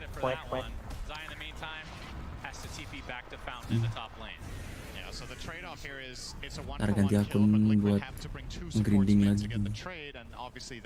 Leaves their side lanes exposed, and Astar identify that and immediately take advantage of that top. Lesh is not a good hero 1v2. This hero thrives on playing with ideally a melee player that can set him up and tanks the damage go first. Once that's out of the window, even Gak ada cok, suara mini gak ada. Ini suaraku bang. Masa gue skizo. Suara mini lo kecilin apa aja? No, I'm not. Enggak, paling suaraku kan aku tadi kayak ngomong ganti akun tapi kayak ngomong Iya. Iya anjir. Aduh skizo anjir panik. Skizo lu ya. Kalem. Udah bang, please. It's that any as Omni, right? I think that extra layer of protection really helps in speeding up your heroes. Sumpah. Ngeliatnya lucu juga ya Omni lawan Nesrak anjir. Di skill 2 hilang semua. Earlier this year, Cloak into Axe has been run without Omni as well, so it's not like the first time we've seen Hood. Aduh, level 6 enggak. We'll see. If he dies once, he might just buy a Hood for value. But as long as he's balling like this, I mean, he has died once. If he dies again, Yeah, but that death, it was a good trade. it was a trade. They got the XP. Oh, close to hitting that hook on Mickey. Had the ward seeing Mickey's movement, which he's now gonna ping, is like, why on earth would Ori ever hook here on Sami on a Tiga ward? Ori did not count correctly with the, didn't account for Storm's slow movement speed and threw the hook out too early. Mickey obviously not even having boots will make that movement. Imagine being that slow and it benefiting you as Mickey gets out the electric vortex boxies here as well. Ice shards to connect onto Ori. He's stuck here. Gets off the hook though. Instantly cancel on the dismember, so no kill comes out from Aster this time. But that is a haste rune. Oh, this rune is insane on PUD. Dapat satu harusnya. Oh enggak. Cuek. Balik. So keep in mind, Ori's going for a pretty standard Pudge build here. He's going 1-3-2, which means when he activates Flesh Heap, it blocks all of the self damage from Rot. This spell gains so much from the second point. And when you have that haste rune, you can just run at people with Rot and Flesh Heap on the duration, usually enough to find a key kill in a fight. So Oh, you've got to be very, very careful ini, with Liquid around the map right now. ini dia. Oh. Nice one. Good attempt from Ori. Yeah, good read. Pop the haste now and get back to mid. Great read from Zai to TP there, because I think a lot of players in that situation just start running. TP Probably get sekali. out from running, aside from the obviously. Let's Raka sepatu mana So he knew that that was a haste play coming in when Sniper started playing aggro and Bentar jadi ini enggak sih? Porn. Kan offline dia sekarang ini kondisinya. Masih core juga. Oh iya bener juga. Masih core juga dia. With all this movement, it's kind of created some space here for Monty to catch up a bit. He's top 2. Liquid mainnya late game. Ternyata. He's off to a pretty good start. He, of course, went for. Oh, he's going Zai. straight Lincoln. Diem dicuek. Oh my god. Bye Insania. Lo.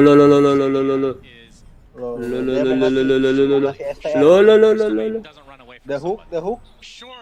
Oh no. Try to get these flesh heap stacks. The hook connects. Ori gets another flesh heap stack to his name, which is now at 3. But yeah, that might be the longest that made an escape from King ever. So that was like Oh, Buboka bye. Mundur. Mana habis ayo. Op. Iya. Cancel hook dulu. Cancel manja. Halo bang, halo. Halo Rizal. Bet nggak bang? Wah nggak ada duit. Ada real. Ayo nobar real. Ayo modalin gua bet sini. Still nice for Liquid to force rotation if nothing else from Aster. They do get the TPs in toward mid, which I think arguably are worth more than the kill itself in that instance. Just getting Ori as well as Pichu's TPs on cooldown. Ultinya si siapa? Invest. Ultinya Morphling tuh bisa ngambil pasifnya ini nggak? Sniper? Enggak. Emang ultinya ngapain sekarang? Kan sekarang replikat kan? Mona just gets that bit stronger. That could keep him alive. He also has raindrop and a decently charged up wand. So this play probably does not actually. Insania, Ut, dipukulin. Guling. Sniper free hit. Sniper free hit. 1, 2, 3 meninggal kamu. Mereka ngasih makan sniper anjir aneh. Liquid even brought a maiden for that just to die in a 2v3. That feels really bad. You're the one allocating resources to try to threaten the sniper. Oh, He's di just standing his tinggal. ground, showing to be way too powerful with the Omni Knight behind. You kind of settled for trying to go on the Omni, but just not possible. Oh, we got Ori. He's gonna get the dismember off. What are you doing, Matu? Seriously? Matu? Oh? Matu what doing anjir? Iya. Ayo. Kena hook kah dia tadi? Enggak, kena Dia dismember. masuk sendiri kan? Oh masuk sendiri berarti ya? Iya. Ayo. 1, 2, Dapat nggak sih? Oh, move.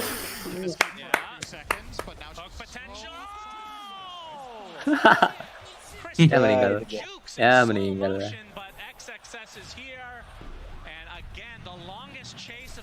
Senyum dong dia anjir babi ya.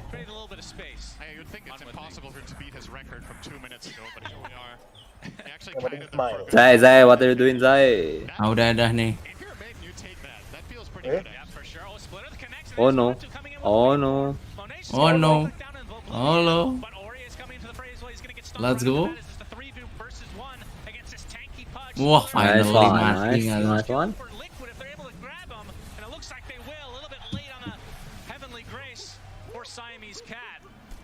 Wah, itu Matu kena sempil mati. Iya. Kesenggol itu loh. Apa? Kodoknya yang di hutan itu. Kalau nggak ular yang di map itu meninggal mati. Did not have one, I believe, so couldn't show up and protect in time. A big moment for Liquid, just recovering a lot of their early game deficit there with one swift move. They find 2 cores in a tower. Doesn't get much better than that. Berarti si Morphling sekarang tuh mainnya apa, men? Tetap hitter gitu. Mainnya hitter justru, nggak bisa kayak dulu main shotgun nggak bisa. Harus hitter. Shotgun udah nggak main. Sama sekarang kan Aghanimnya itu juga ini banget tuh. Jadi walaupun ke stun bisa nge-shift. Anjing apa? Anjir mic-nya tuh. Mic apa enak.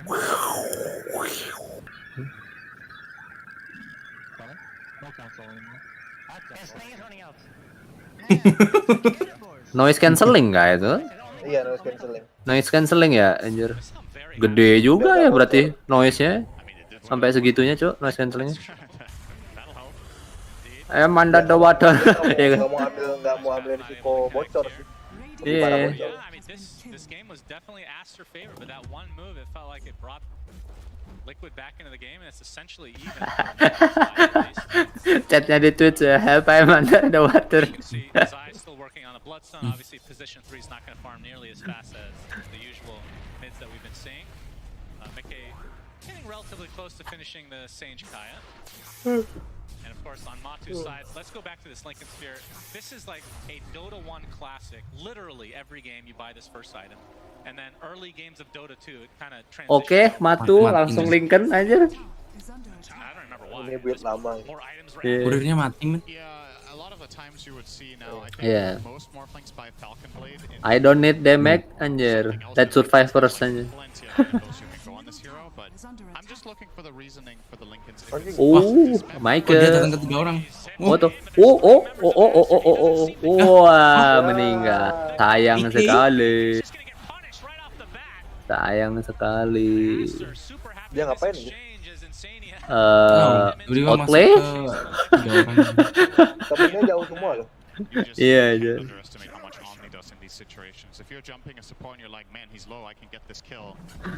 Sorry, my keyboard is not working.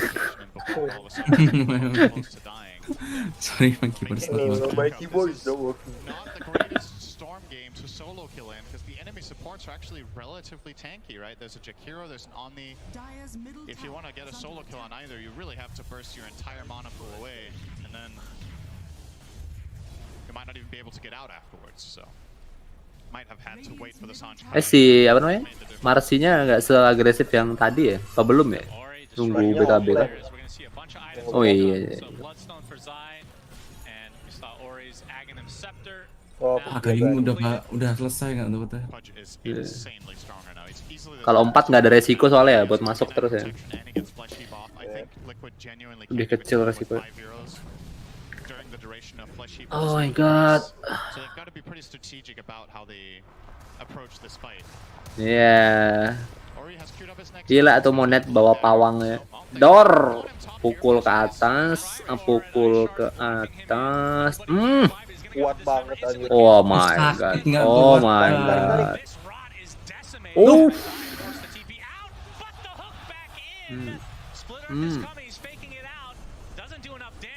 Dia udah ganim nggak bisa dilawan anjir. Tambah ada ini Omni. 64 tuh regennya. 34 ini Omni. Main banget ya Dendi nggak main pas ini. Malah kalau main Dendi kayaknya ngepick gitu doang terus nih. Di band sih picknya.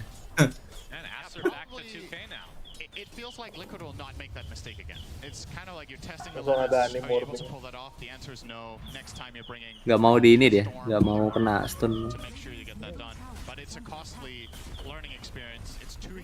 Kalau pakai Aghanim ininya lebih ini kan, survivalnya lebih bagus. Lo. Tadi Matu lewat di sebelahnya ini nggak kelihatan. Omninya kayak nggak ngeliat orang loh dari tadi ini.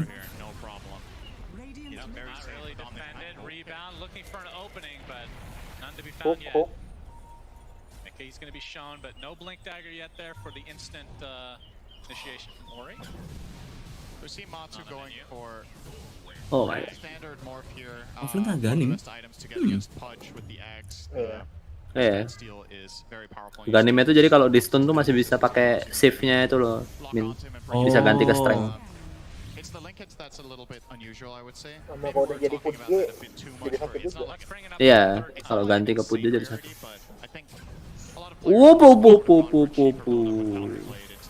Hampir saja, Bu. First item is variant. But there's dismember, there is dispose, and there's assassinate. Is that it? Yep. So, I mean, that's one argument is Lincoln's is extremely good when there's only 3 things that cancel, right? Yeah, for sure. And I mean, it's also a feel-good item in terms of like being full health and mana when you're pushing around the map. In terms of farming, it is a good item on the hero, but they're hunting a sniper, but he has a lot of distance Sniper there. di sini. Boxy looking for an Sniper di opening. Bebel. He has the pike though. This is not Oh. easy. And he's going to use it prematurely there. They're spam pinging it out. They know. Good awareness there from Aster as their lead continues to grow. Now at 4K with the Blink Dagger now online on Ori. So he can just jump in. I would assume a BKB would be next. Let us fight. As Zion Boxy just have to try to keep Aster at bay a bit. And you know where this conversation's going against Cinderant. Yep. Who does it benefit? Who's tier 5 neutral? Roche. The same joke every time. Eventually somebody will laugh. That's the thing though, when you get toward the end of the tournament, you run out of content, right? It's the same with the teams. But actually, the drafts have been pretty creative today, so that's been pretty cool. True. Roche, I guess if Boxy had more levels in tag team, probably the Radiant is the faster Roche killers, but overall, Marcy will always be one of the best heroes at doing it as a core. Level 2 unleash with 4 inside. Nggak dapat. Speaking of which, Mickey, zips just in time.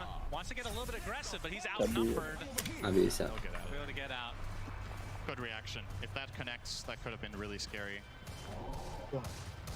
But yeah, I guess either team can Roche relatively quickly if they find 1 or 2 core kills, and that looks to be the game plan here for Aster. They're rotating top to start taking control of this area so they can start threatening Roche. And if Liquid is showing 2 cores on the enemy side of the map or something like this, you could just sneak it with Marcy plus Sniper, I guess. I guess actually, they're pretty good at killing it. So, both teams looking at it more and more.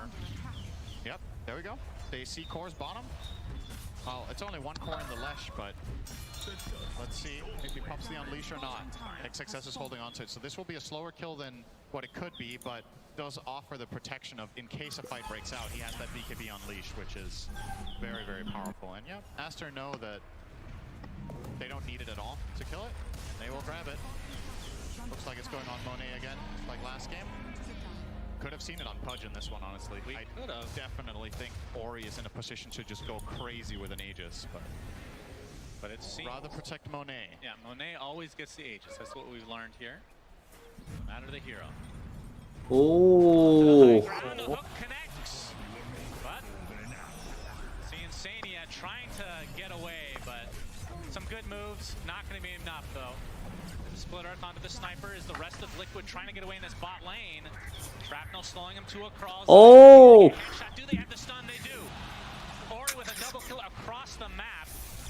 Now top lane, looks like Liquid want to try to get something out of this. AK's out of mana. He is. I don't know if he can get this kill. Has to will live, but no kill for Liquid at all. If Aster had Hallo, stun. stun there, that could have been a dead storm, but they're all on cooldown or unavailable. So Mickey, I mean, that was just a full-on global fight, top to bottom to top again.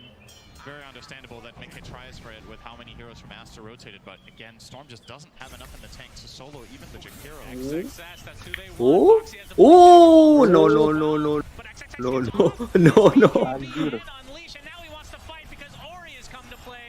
Oh, no, no, no, no, no, no. Lagi-lagi CM mati. Oh my god, Tinsan ya. Able to keep their position 3, Marcy alive. All things considered, that was not too terrible. Matu showing up with the Ags there. Definitely helping out against the Pudge. Oh, the hook. Oh, tuh nice Matu. Oh my god, oh my god, oh my god, oh my god. They delete Boxy from the map, so it's a 1-for-1 in this little mini engagement. XXS, he's gonna get split Earth with Monza just right-clicking him. Looks like that's gonna be enough with the adaptive. Kuzo Matu hook. Habis. Morphingnya jadi budget put dia.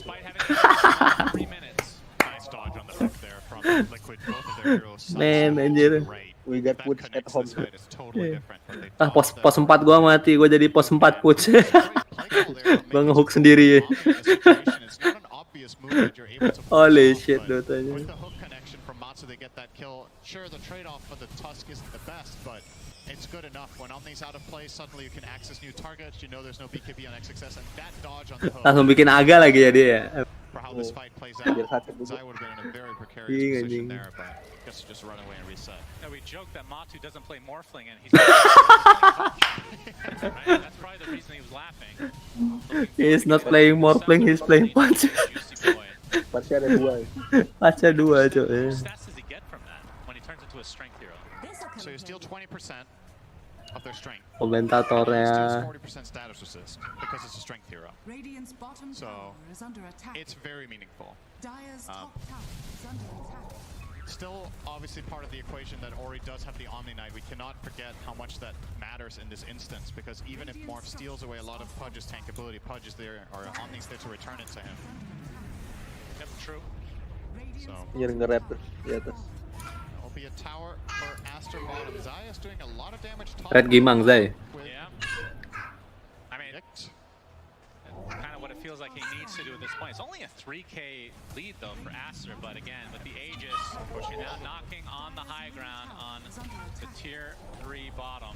It's a slightly different vibe to this than the last push they did last game in a similar situation. Ayo, Monet, Monet. Monyet, monyet. Gila. Ngeng. Ada yang tarung nih, cuman ini. Cepet-cepetan tower aja.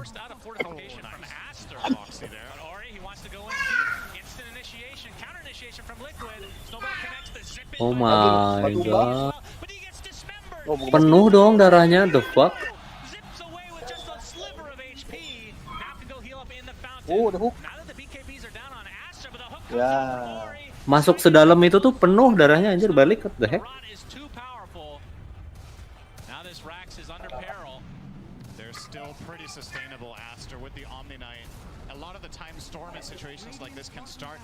Ini sih Omni anjir skillnya. Sekarang nambah STR. Iya, nambah STR kan.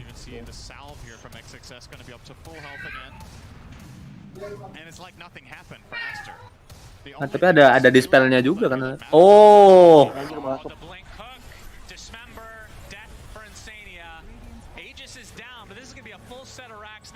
Ori has a BKB. I mean, not anyway, before that. Yeah. I guess the silver lining here for Liquid is that Mickey survived because of the status resistance and Kai Assange, right? He would have died That's a good point. So, I mean, it's a very thin silver lining. It's like, it could have been worse, but essentially you got basically nothing and lost a full lane. And Aster are gonna start looking to push out the other two lanes on the map to keep this pressure. Now, bottom lane's going to be a constant issue that Liquid have to deal with to get pushed out, and that means Aster will look to push out mid first and actually making a rotation toward top, feeling like they could find Mickey up here. This time he will have BKB again. It's been that long. Pichu's taking the outpost. That will be a giveaway to Mickey that they fear. He also has a ward there, keeping him safe. Ori is eyeing a Shiva's as the next item. He is. It's kind of incredible that Matu has higher net worth than him, actually. I just looked and I was like, that's very surprising. Ori has 10 kills. Doesn't feel like it. Like 200 CS. Well, Matu has almost 300. He did go Lincoln, so it's not really a damage build, right? Right. But now he's going Scotty. He's only a point booster away. But I feel like it's going to be one item on top of the Scotty before he's really dishing out damage, like a butterfly or whatever he wants to end up going. Pakai 12 anjir. Puch. Enak. Kalau di break hilang nggak stackernya itu?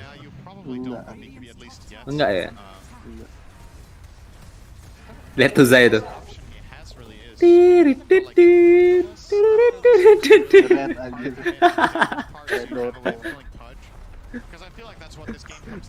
Rednya ngeret kayak YouTube aja. Tunggu di hutan.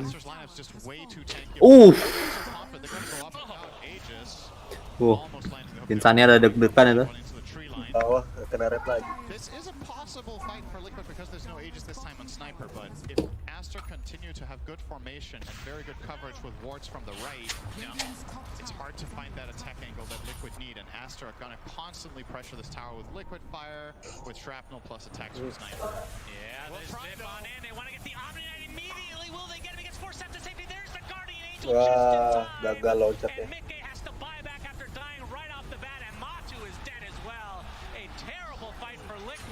As the BKBs have come out from Aster, now they can just focus down Zai. Another death, another kill from Monet.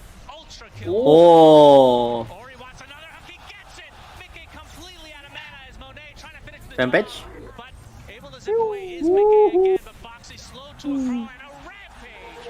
Monet just sitting in the back while his fat friend does. Nah ini front lane-nya banyak. Iya, enak buat sniper. Terus yang belakang tuh ada yang jaga snipernya tuh. Omni kan jaga sniper terus.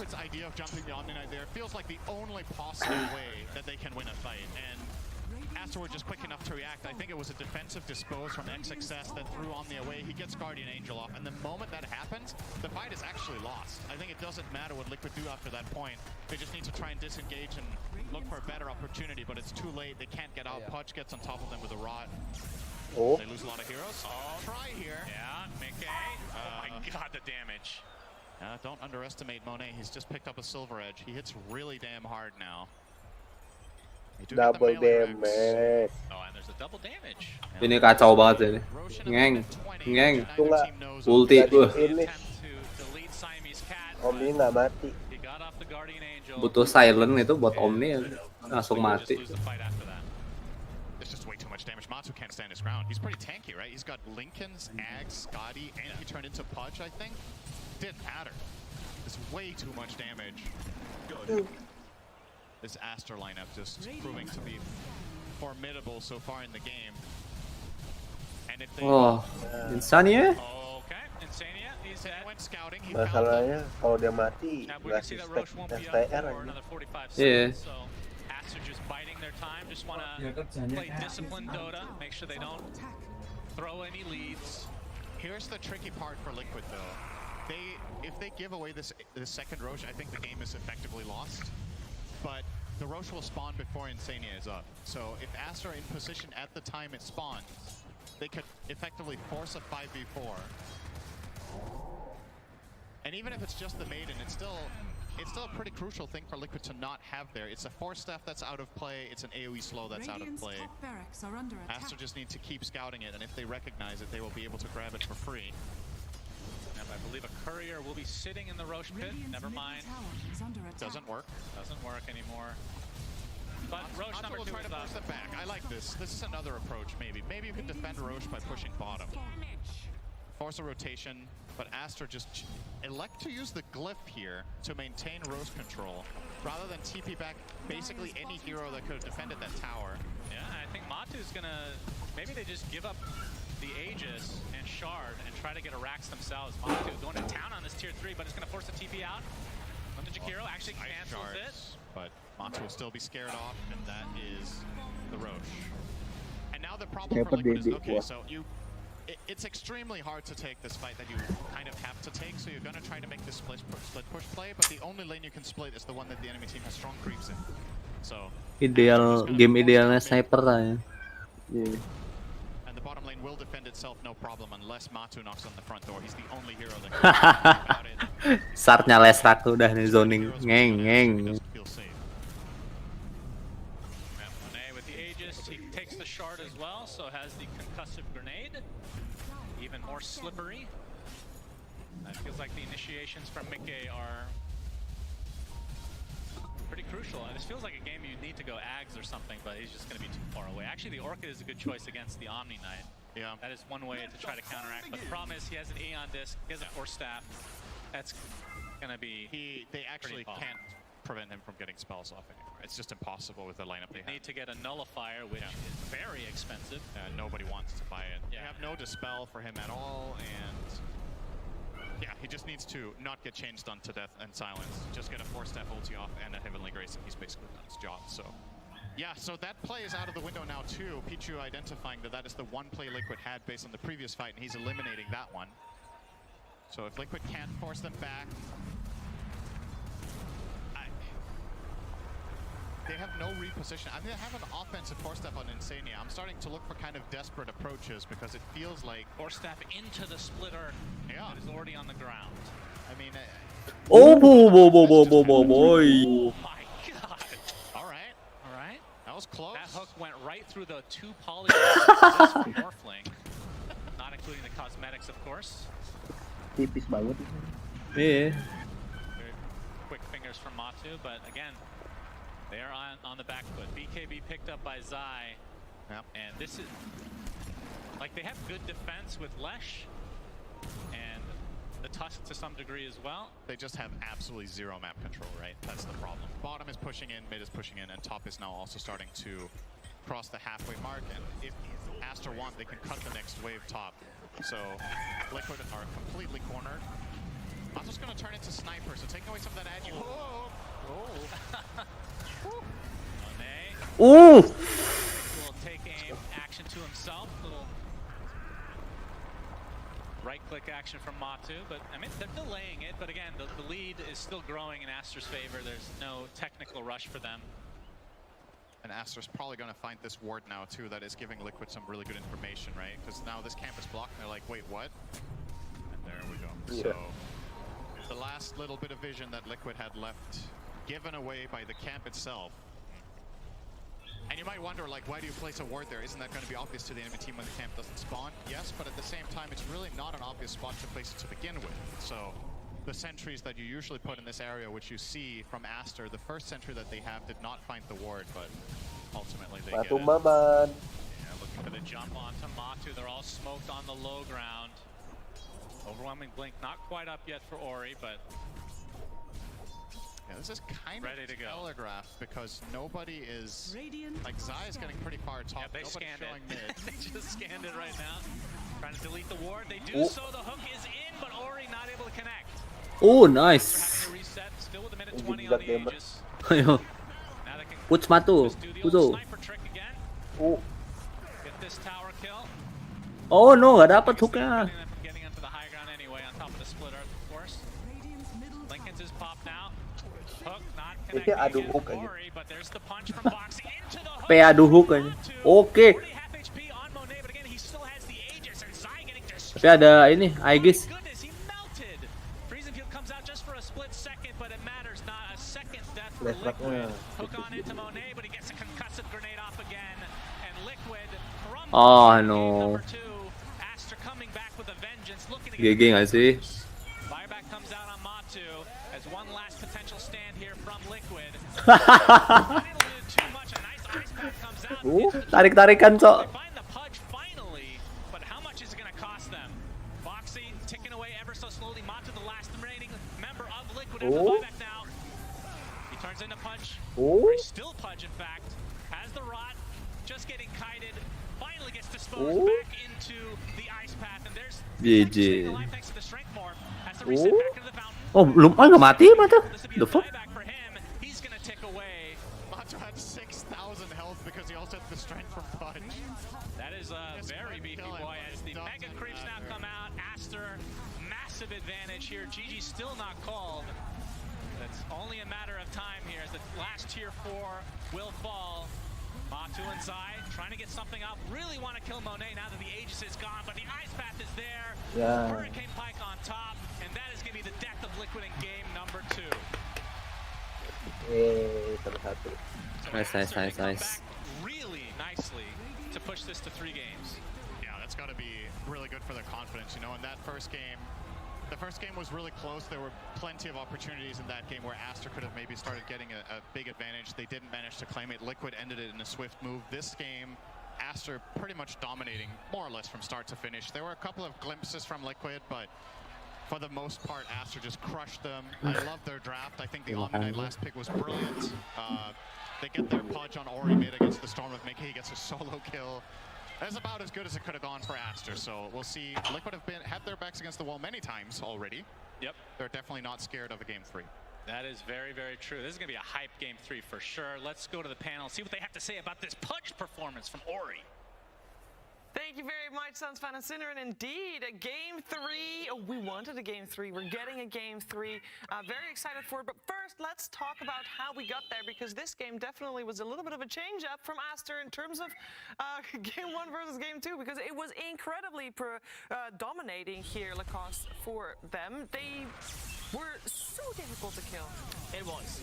I really didn't feel the influence of this Storm Spirit pick. I think Aster put them into a trap where both supports, we're talking about Omni Knight, if he gets the Heavenly Grace off, and Jakiro, a hero that has a lot of strength gain, they're very difficult to pick off, and they always had a really good read where Team Liquid is gonna strike. So Storm did try a couple of times at the early stages of the game to try to go in and get some pick-offs going, but it was not successful. And I want to talk about timings as well. Being able to get Aghanim Scepter on Pudge at the same timing as Leshra gets the Bloodstone, and then taking a fight, reducing Morphling's healing and also healing from the Bloodstone. All I'm gonna say, if Pudge is played by Ori, you got nothing to worry. Now, honestly, what? Or you don't need. Okay. Sorry. Don't be sorry. No, I honestly think that was just an incredible performance by Ori. I mean, if your Pudge is solo killing the enemy Storm Spirits in the mid lane, that's more than you could ever ask for, right? His items came at right the amount of time. Siamese Cat on the Omni Knight knew just when to play with the Pudge and when to stop playing with his sniper, and it just felt like all of the pieces of Aster's draft aligned with each other so nicely.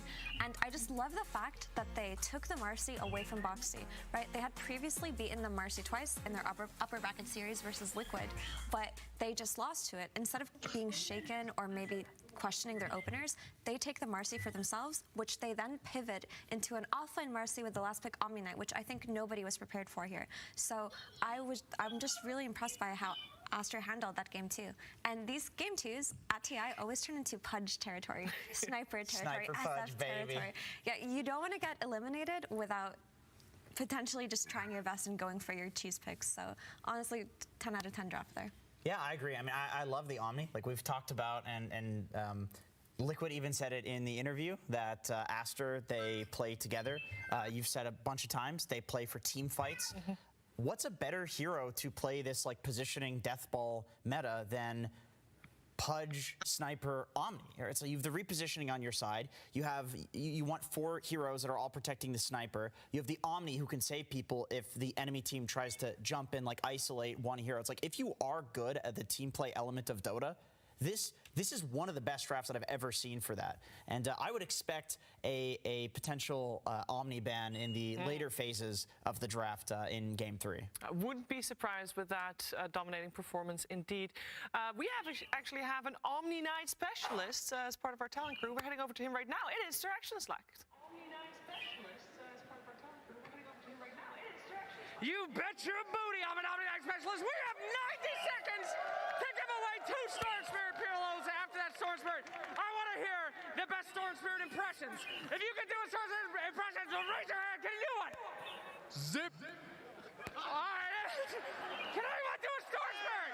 Right. Haha, I'm here. Audience? Oh.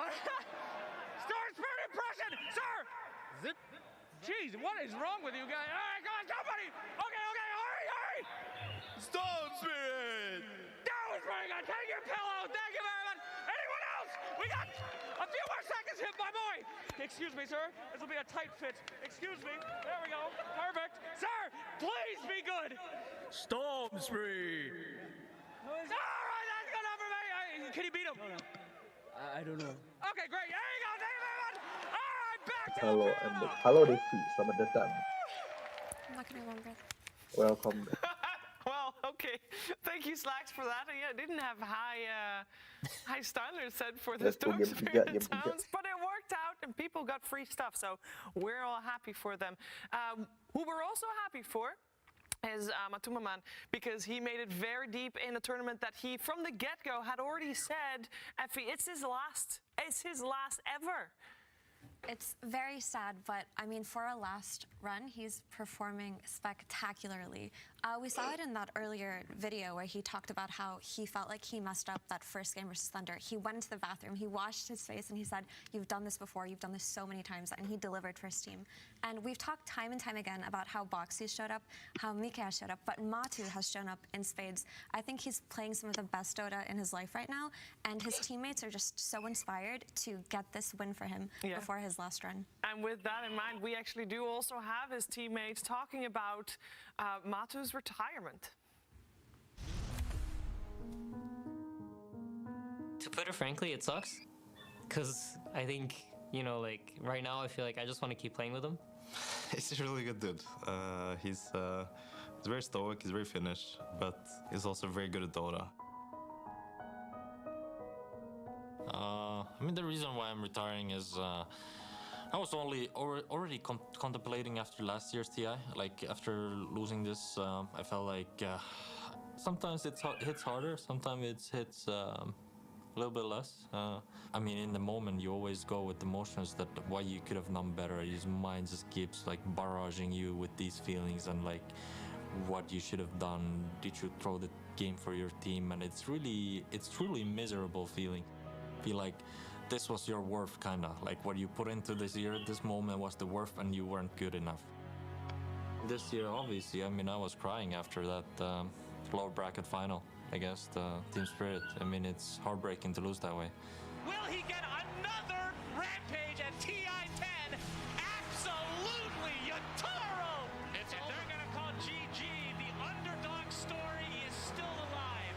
Team Spirit move on to the grand final. It just doesn't satisfy me equally anymore. Like, I just feel tired. I'm doing it out of sense of it's my job and duty to become better, or like stay at least like as good as I was before, or like maintaining the form.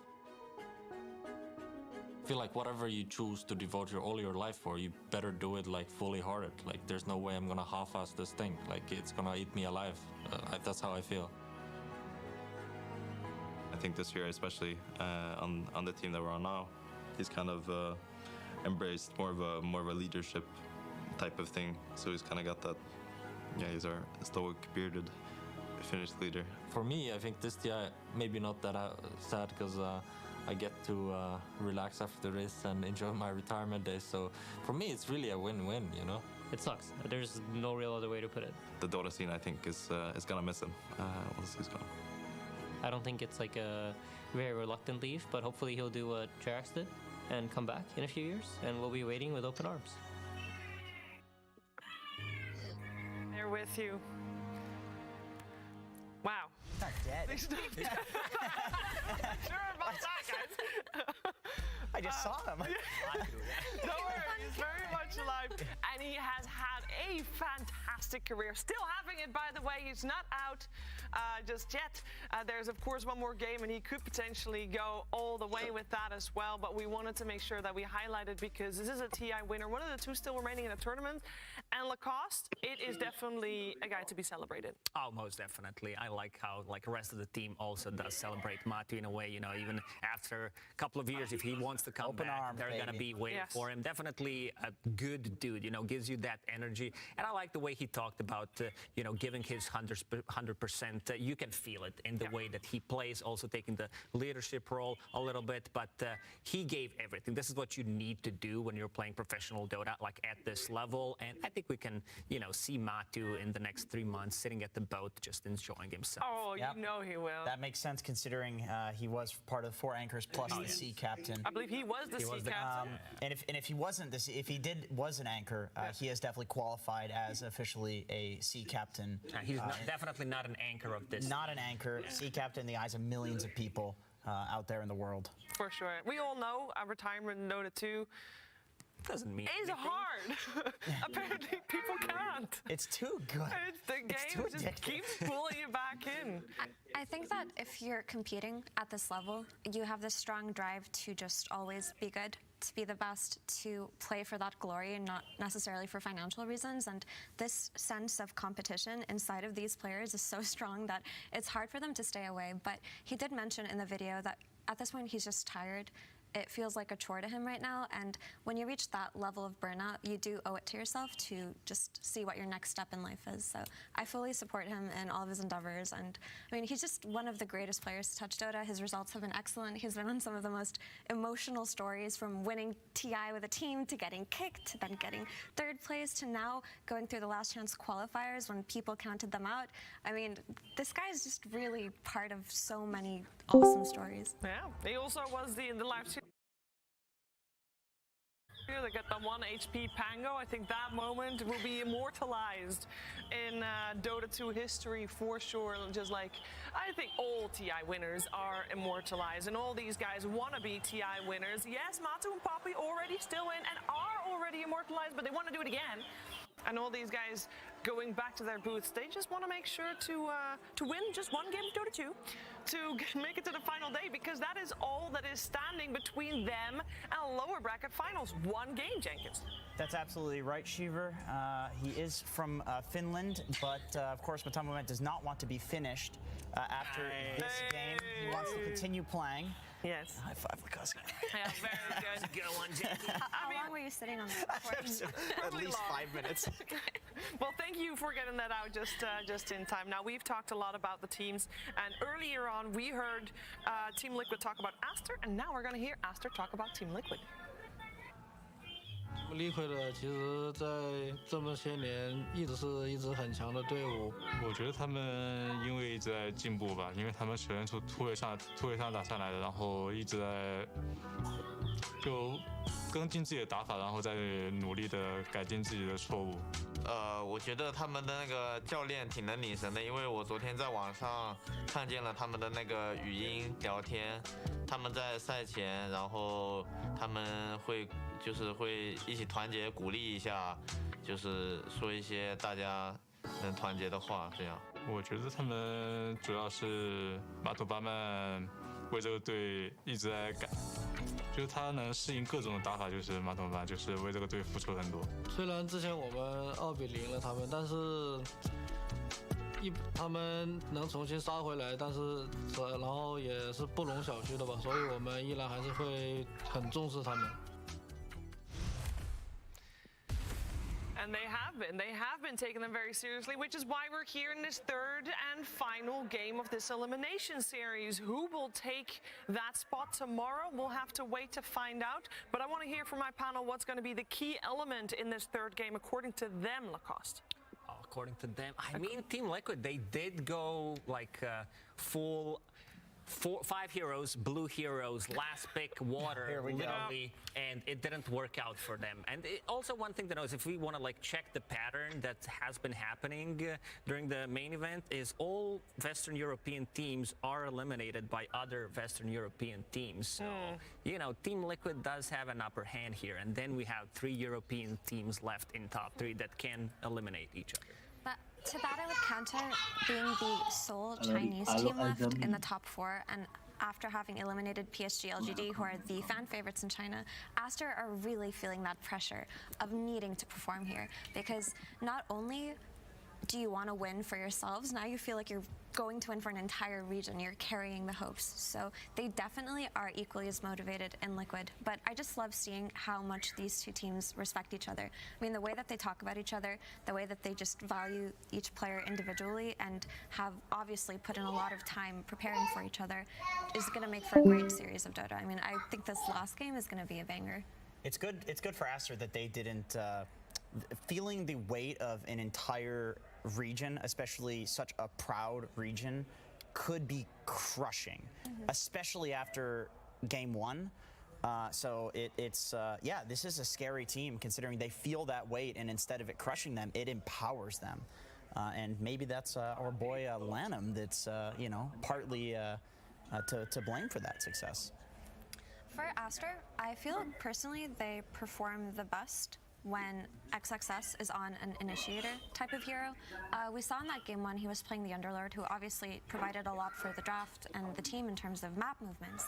But when it comes to the way that they've traditionally taken these team fights on the back of his Mars, on the back of his other awesome initiations, if they lack that, it does feel like overall they are playing a little bit worse. So what I want to see for this game 3 coming out of Aster is just putting XXS on that initiation hero and just depending on him to win these team fights. Yeah, I think we need to talk about Marcy in that case, because we have seen Marcy win both games and in very successful fashion. Obviously, Boxy was the star of the show for game 1. XXS on the offlane Marcy Lacoste are doing the same thing. Yeah, the hero, I mean, this is the reason why this hero is the most popular hero of this international, just being able to close the gap. Strong laner scales really well into the mid-late game. We saw Boxy in game 1 that he can also scale from position 4. Like, people did figure out Marcy going for BKB instead of the previous builds that we had, like Blink, Ether Lens, type of a build. And you did say Marcy won both games, but also Lashrak lost both games. And that's a big question mark for me for the game 3. Whether teams are going to prioritize this hero in the first phase, I feel like it's gonna be a no. I think there's still merit to this hero. They just have to kind of set up for it a little better, right? Because, for example, if Pudge from game 2 had been a Lashrak potentially playing with an Omni Knight, it could have looked better for him. But I do agree with the cost that it does seem solved at this point. But for Liquid, what I do want to see is Boxy on another roaming 4 just demolishing the game. Like, he has been the bread and butter early game winner for Liquid. He's the one who goes from lane to lane. He just has so much impact early on. So absolutely do not put this man on some backline support. Do not do it. Just give him what he's best at. Yeah, it's something that I was a little bit worried about seeing Baboka on a Jakiro Jenkins, but he crushed that one too. Yeah, he did very well in that game. I mean, especially after the game 1 performance, it's like, no, like, give him a playmaker. Like, this guy's clearly on fire right now. But in game 2, I guess he was actually literally on fire given the Jakiro. Only one half. Yeah, only on 50-50. But no, he played really well. I mean, the thing is with Jakiro is, like, for good Jakiros, it kind of is an initiation to a degree, because, like, if you're coming out of a smoke, for example, you can hit with, like, a clutch ice path. Like, at least there still is, like, clutch potential with Jakiro because of the ice path ability. Other abilities are not as flashy. Like, you can't really do much, but he did some work. Yeah. He really put in some work. It's time to find out what's going to happen. Game 3, Aster Liquid. Let's go. Team Liquid versus Team Aster. Game 3. Team Aster. Game number 3. Loser goes home, winner stays alive. A lot of storylines, of course. Last Chinese team, Matu. Talked a lot about him. Everybody's rooting him on, of course. But last game, what kind of adjustments do you guys expect to see? Marcy, bro. Marcy's back. Neither team will get Marcy. Yeah, got that Masih hero on beda. both games when it got picked, and also once again, Liquid second pick, Aster first pick. I think it makes total sense. I think these teams almost always Masih first Enigma raise band Primal nah, Beast when enak it was kan. in the pool. That's And it also was ignored last game. Yeah, it's interesting that the Primal Beast got ignored last time, and Aster goes for main snatching from Liquid. Yeah, so if you're new to Dota and you haven't watched so much, generally in best of threes, a hero that loses the first 2 games is then first pick in the 3rd game. That's very normal. Happens all the time because there's nothing better than seeing a hero that got crushed twice, winning the 3rd game to show that you're the best. It's not her fault. Give me Nick Slash right now. Nick Slash. Let's go. I wonder also, I mean, what's in the heads of Liquid right now probably is the Sniper 8. Like, Aster seems so confident with that hero, they just literally picked him at 8 last time, and Liquid right now is probably like, not in the easiest spot about this. You're probably already making up your minds for it, but Nick Slash might be decent no matter what. Nyx is pretty good against a Sniper, you can carry base a Shrapnel if it would come out. So just to clarify, when you say Sniper 8, you mean the 8th overall choice of the draft. That means Yes, both yes, teams have done sorry. 2 bans. Yeah. That means it's the 4th pick. Yeah, sorry. This is So like pro player lingo. lingo. Yeah, it's pro player lingo, I'm so sorry, yeah. it's a good way of referring to, like, once you're in the lingo, of referring to the order in which heroes are picked. But if you're not familiar with the lingo, you're like, Sniper 8? I thought the highest roll was 9. But Okay, so they do the Tusk Lina over the Lash track. So they're preparing for Oh, pick ya, pick. It's good against the Lash if they would pick it. I think Aster could go for the Sniper once again though, if they wanted it. I mean, they picked the Sniper against the Lina in the first series, the first game, sorry. Yep. So they could just opt for it again. Hero-nya Insania minta diganti itu aja. Lash pool. Is Lina good against Primal Beast net? That's the question. I think Kacamata tinggal mana dia. for sure. Like, you should do pretty good. has Ori played Primal much this tournament? Yeah. Oh yeah. Oh, Primal lagi. Because I don't recall none of the games we had with Aster he has been playing Primal, but okay. And the Sniper is a ban out. They're like, okay, take the beast, ban the Sniper. So how likely is this Primal mid? No, they play it offlane, but I think pretty likely. It's still a flex in the end, but like Linas usually do fine, but it's a bit like two-sided because like the Probies can also get on top of the Lina. So with like one rotation, for example, the Lina always has to be scared of like potentially dying. So Ori is probably fine with playing it, and it's in the end like they picked it into the Lina. Also, Oracle Lifestealer ban. I don't quite get the Oracle ban, what that is for. Did they ban it last game? I don't recall. It's a bit of a special ban. Lifestealer makes sense. Matu loves the hero, good against Primal Beast. Liquid sticking to the Mars ban as always. They did the last circuit. They picked the last two times. Oh, Primal. I guess something to say about the Oracle. Primal, Ikuzo, Primal saatnya. Isn't popular in the meta, he will still pick it. It blocks a ton of Primal Beast's damage, right? True, I guess. Blocks the entire trample. It's time for blocks the Primal. pulverize. It gives you a hard save against the Primal. I guess it's one of the few things in the game that can even stop a pulverize, right? So yeah, I guess the Fate's Eating is really good. and you also protect yourself from a potential like Huskar Oracle second phase where they pick the Oracle first, and now you kind of have to, you know, cover that base, and then they don't even need to go there. So I do think there's value in it, but it is definitely not a common choice here that Astra are going with. Did they? I feel like they banned it last game. Yeah, I'm not sure as well. They might have banned it. In the end, it's one of Insania's best heroes, or maybe his best hero after all. Also, we see the Pudge being banned out. This time Astra bans it, even though they did really well with that hero last game. But already they got the Primal Beast. Oh, Marsnya di-ban sendiri ya? We had to pick the Pudge with Yeah. Is this telling you that they want Pudge? First pick soalnya That they banned the Pudge? Is that setting up for that? Maybe they just think that Liquid also loves it. Like, they run a lot of this Lina Pudge combo, where like the Pudge is like a semi-core, and the Lina out of mid carries the game eventually. Omnia di-ban dong. Interesting to note here that this is the first game that Tango is available in the second stage. Omni sama Liquid SR did not ban it, they banned SR Omni hero instead, which looked pretty damn good too. sakit. So the Pango is definitely in both teams' minds right now. Liquid might pick it up right now as both Mickey and Zai play it. 4.9. Undying, Insania. Classic Undying. And disappeared completely almost in the last few days. And now Pango is pretty good. Yeah, so how much Ada yang bisa importance would you ngancurin put ini. on Aster having a way of breaking Tombstone? Yeah. Is that something they specifically need to pick for in this game, or can you kind of play around it? Primal Beast is obviously very mobile. First of all, they need a hero that can even lane against Undying. Yeah. That's highest priority, I would say. Yeah, Undying like has like these two annoying aspects, right? It's very dominant laning stage, but also related to Tombstone, so you can kind of think about the hero in two ways. Masih ada nenek sih kalau mau make, tapi ya susah deh. Liquid, which is a normal answer to hitting Tombstone. The sniper is also banned, so they could Snap also fire. just approach that if the Tombstone is pulled on, they just run away from it basically. Something that Liquid have banned in the series as well was the Naga Siren, which teams have used in the past. You just Song of the Siren, you break the tomb. Is that? I guess Naga doesn't look appealing enough here that you can pick it with these two picks before Liquid get a counter pick into the second ban phase. It's interesting. It also depends who on Astro will play the Naga in the end. Some people play it on +3 and 1 as well. And, they go Oh, Naga. Nice call. Oh my god. Wah, kebun binatang. Guess it's flex for now. Wah, Zumeta. Zumeta, anjir. For the tomb as well. Banyak Probably not banget the primary unitnya reason ini. they're getting it, but what's the Beastmaster logic in this spot? Beastmaster's a good hero. All right. Does this mean anything for Primal Beast's position? Are you expecting a 4 or can he still go? I'm expecting Primal Beast mid and +4 or carry Naga. Yeah, I think so too.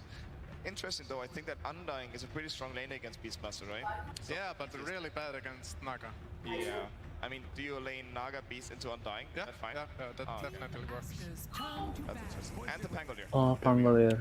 They already have a hard lockdown for the role here. They have the Beastmaster. I guess if it's a carry Naga, you could see the Ags come out as well, right? Is that a concern for Liquid?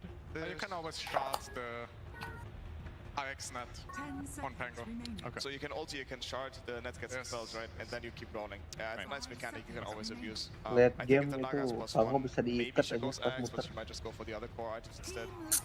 Enggak, late game juga bisa diteriakin sama Primal, sama ini kan, Beast kan? Iya. I mean, in terms of games, it's not the most free illusion game Wah, hero, I guess, cemas because sih, of the cemas. Pangolier. Picknya. Pangolier is one of the best illusion key heroes, but it's playable, I guess. Monet loves Drow. Drow still in pool? Yep. Yeah, Drow still in pool actually. Yeah, that's an interesting one. Might get. Drow looks pretty interesting, I agree. I think Monet likes Morph. Also very good. He played an insane morph at TI7. I remember that when LFY looked like the team that was going to win the whole tournament at one point. Mone's morph was scary. So Liquid thinks it's a carry Naga as they ban out Starfire. So, I mean, whether they think it or not, you kind of have to pick your poison, right? They probably identify the options that Aster have, and they just probably choose the path that they think is the least scary, which is a support that kills Tombstone on its own. Would you agree with that? It's interesting. I think this is a better offlane Lash game than last game. But this game they went for Pango instead. I mean, Pango was always banned as well. Yeah, they banned it themselves. Aster bans a Bloodseeker. This is also interesting. As like, you know, Aster is a team who plays against Pangolier, so they don't like it.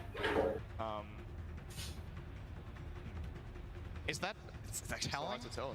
This Bloodseeker ban, is that just, okay, well, what does Matsu play well? It's Lone and Bloodseeker that we're most scared of? Or is this setting them up for their next pick? They obviously don't have the ultimate last pick, so they're going to have to show something key here. I think it is good against Drow. Okay. The Seeker? Yeah.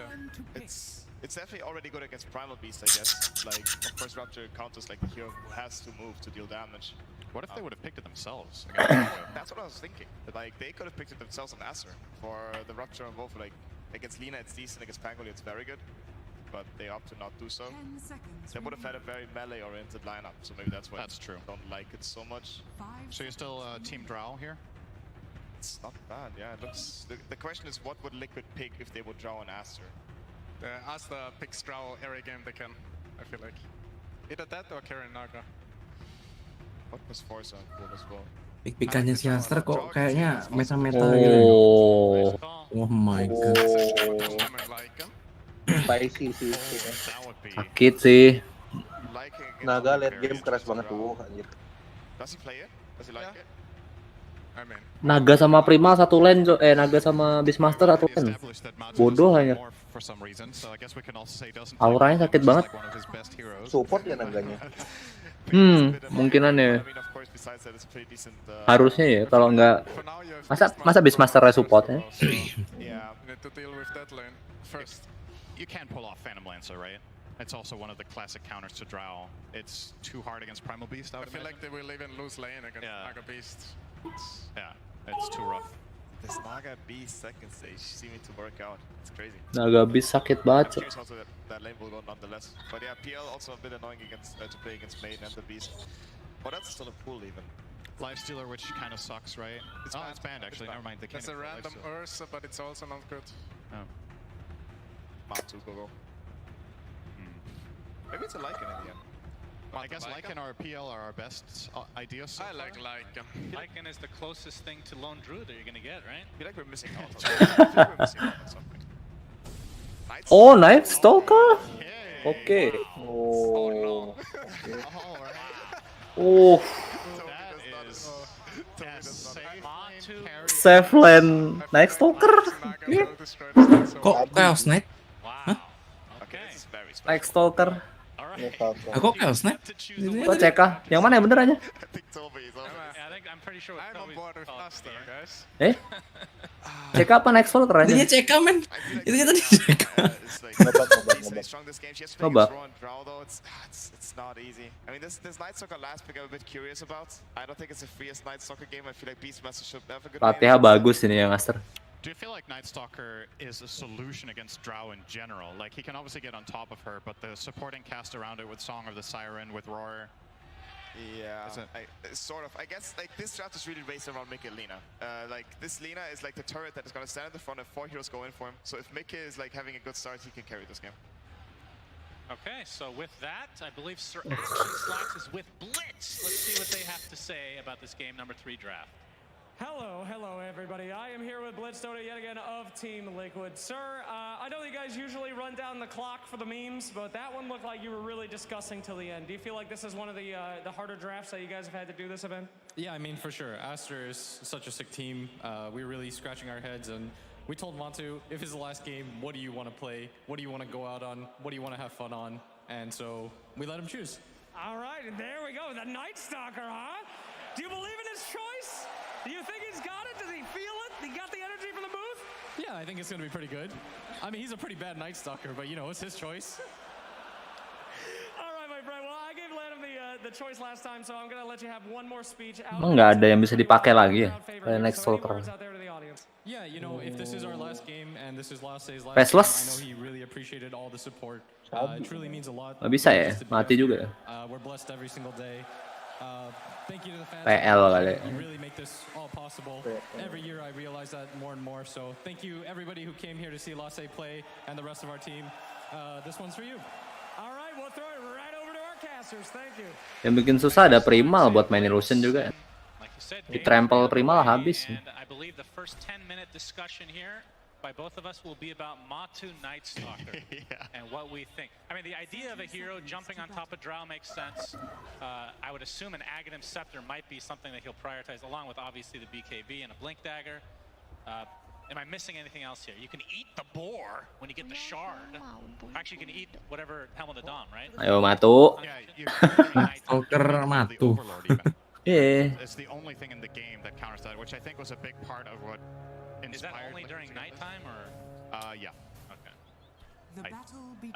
Enggak anjir. Ih, komentatornya bego aja. I do that all the time. Sorry about that. Boxy's gonna ice shard his way onto the low ground, but he's gonna be met by Boboka. We have some nice blocks. Yeah, it only targets Ancients at night, so that's the only time he can kill the overlorded Ancient creep. Yeah. Okay.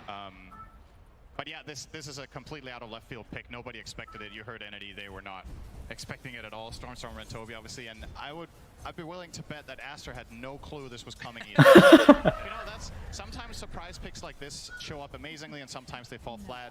Either way, it's a really creative response here for Liquid, and it's a pretty polarizing carry. I'll say that much. Night Stalker has his games, but he also has games where he falls completely flat. You are the expert on this hero too.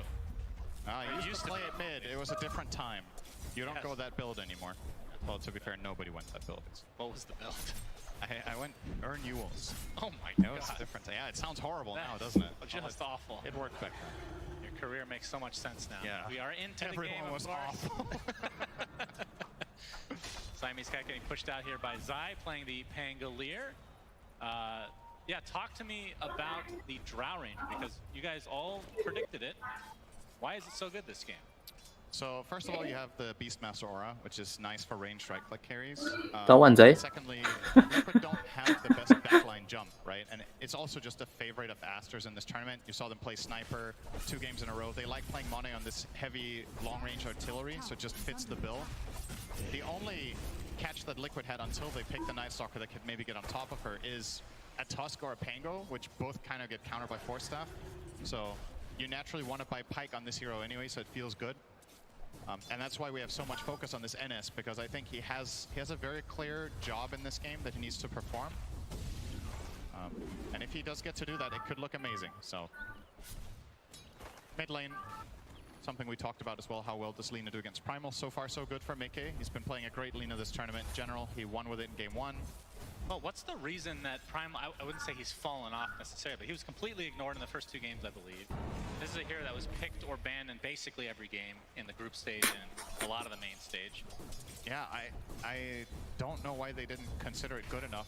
It's hard to remember all the drafts by heart, because there might have been some counters in play or other heroes picked that, you know, just bumped his priority down a little bit. But it was pretty surprising to see overall, given how even the later stages of this tournament, Primal's just been like a top tier prioritized hero. I mean, we even cast a game, I believe it was Ace playing Primal Beast, where like, there's 3 hard counters this year, and he destroyed. Yeah. Sometimes it doesn't even matter. Oh, top lane, big damage onto Zai here. Yep, he has a shield crash for that damage mitigation, but it's torn off now, gets on the swashbuckler. Mati Zai. Combo as well, but it's not enough. Boxy. Mati si Boxy. Meninggal kamu. Wah, kurang si awal. Jiji. Obviously not a good start here for Liquid. You can see what they're going with the swashbuckler tag team combo is extremely strong. There's not enough damage yet. Drow has pretty decent armor. She's playing with 7 armor in the lane with the Wraith Fan. And Crystal Maiden is really good against this lane, I have to say. Like, the slow against Tusk is amazing for countering out tag team. You have Frostbite as a disarm as well. Like, there's not enough in the tank there for Liquid. And it's kind of understandable that I wouldn't say they're desperate, but they're really eager to try to find a kill in this lane, because that's what's going to give them comfort. But that was just not the time. Maybe a level 3 timing would have been a lot stronger for them, with 2 in tag team perhaps, or 2 in the either crash or swashbuckle. See, Zai will choose the crash here. Instant frostbite. He's going to take quite a beating actually for getting that creep. Gets the swash off, but he's going to lose a lot of creeps to denies, it looks like. Can't really get too close. You can hear Primal Beast just belching in the background. What the hell that was? Yeah, you love that. Up top lane, got the multi-shot coming out. Siamese Cat's in a lot of trouble, though. He's going to get taken out finally here from the Liquid side. As Zai will barely get away. Monet just continuing to get these the CS. He's 16-5 right now versus the Night Stalker, which is Matu, of course, 23-3 in the opposite lane. So in terms of the position 1 CS, it's Liquid favored right now. But obviously kill-wise, not so much. Yeah, Matu's finding some great farm for sure. He has 3 mangoes that he can use during nighttime, which is coming up. That could lead to a chase. Oh, speaking of chase, from Boxy, Monet, he's gonna get the multi-shot off, and they're just gonna turn this around onto Zai. Nice kill for Aster. An attempted TP out from Boxy should be fine. Yeah, that's still, even if you survive there on Tusk, this still feels bad, right? Because you're abandoning a lane with creeps in, that all this experience just effectively going to waste now. Monet has been going to be close to level 5 when Zai returns on level 3. This top lane is just, it's toast for Liquid. This lane is not good, but the other 2 are going great. So both the Lina as well as the Night Stalker are having a good time, and as we talked about, nighttime now for Matu could lead to some aggression in the bottom lane. Yep. Unfortunately for him, Undying, not the best kill partner during nighttime. He kind of has to do most of the work himself. Doesn't have like a slow or a stun to bring to the table. But at the very least, Matu will be finding excellent farm down here. XXS isn't doing too bad though. Yeah, but mid lane you mentioned, Mickey is owning. 38-12 versus Ori's 23-1. So Mickey with the huge advantage as bottom lane. Insania getting gone on for the time being, but basically out of mana at this point. But 3 mangoes there for Moss if he wants to feed his support a bit. Yeah, it is actually kind of tricky for the NS when you look at it. There's both the Orb of Venom on the Naga and the Boars. When the Boars hit level 3 here in a second, this slow is going to be pretty substantial. struggle to play as aggressively as you would like. Loving this from Mickey though in the mid lane, getting half the tower, playing very aggressively with his siege creep wave. Could even choose to glyph it here and just squeeze as much out of this as possible, but we'll choose not to. Radiant's bottom tower is under We do have the Crystal Maiden setting up, so Ori hitting level 6 from this wave. Pichu is in the neighborhood in case an opportunity opens up, but looks like not the case, so we'll just back off, covered that angle. This'll come in handy. And in the meantime, Money is just having the time of his life top, just running at Zai. Look at that damage with the multi-shot. Zai now down to 200 health. This, I think, I dare say, might be Zai's lowest net worth this tournament, minute 7. Yeah, Pango versus these long-range heroes. Any hero that can core block is a pain.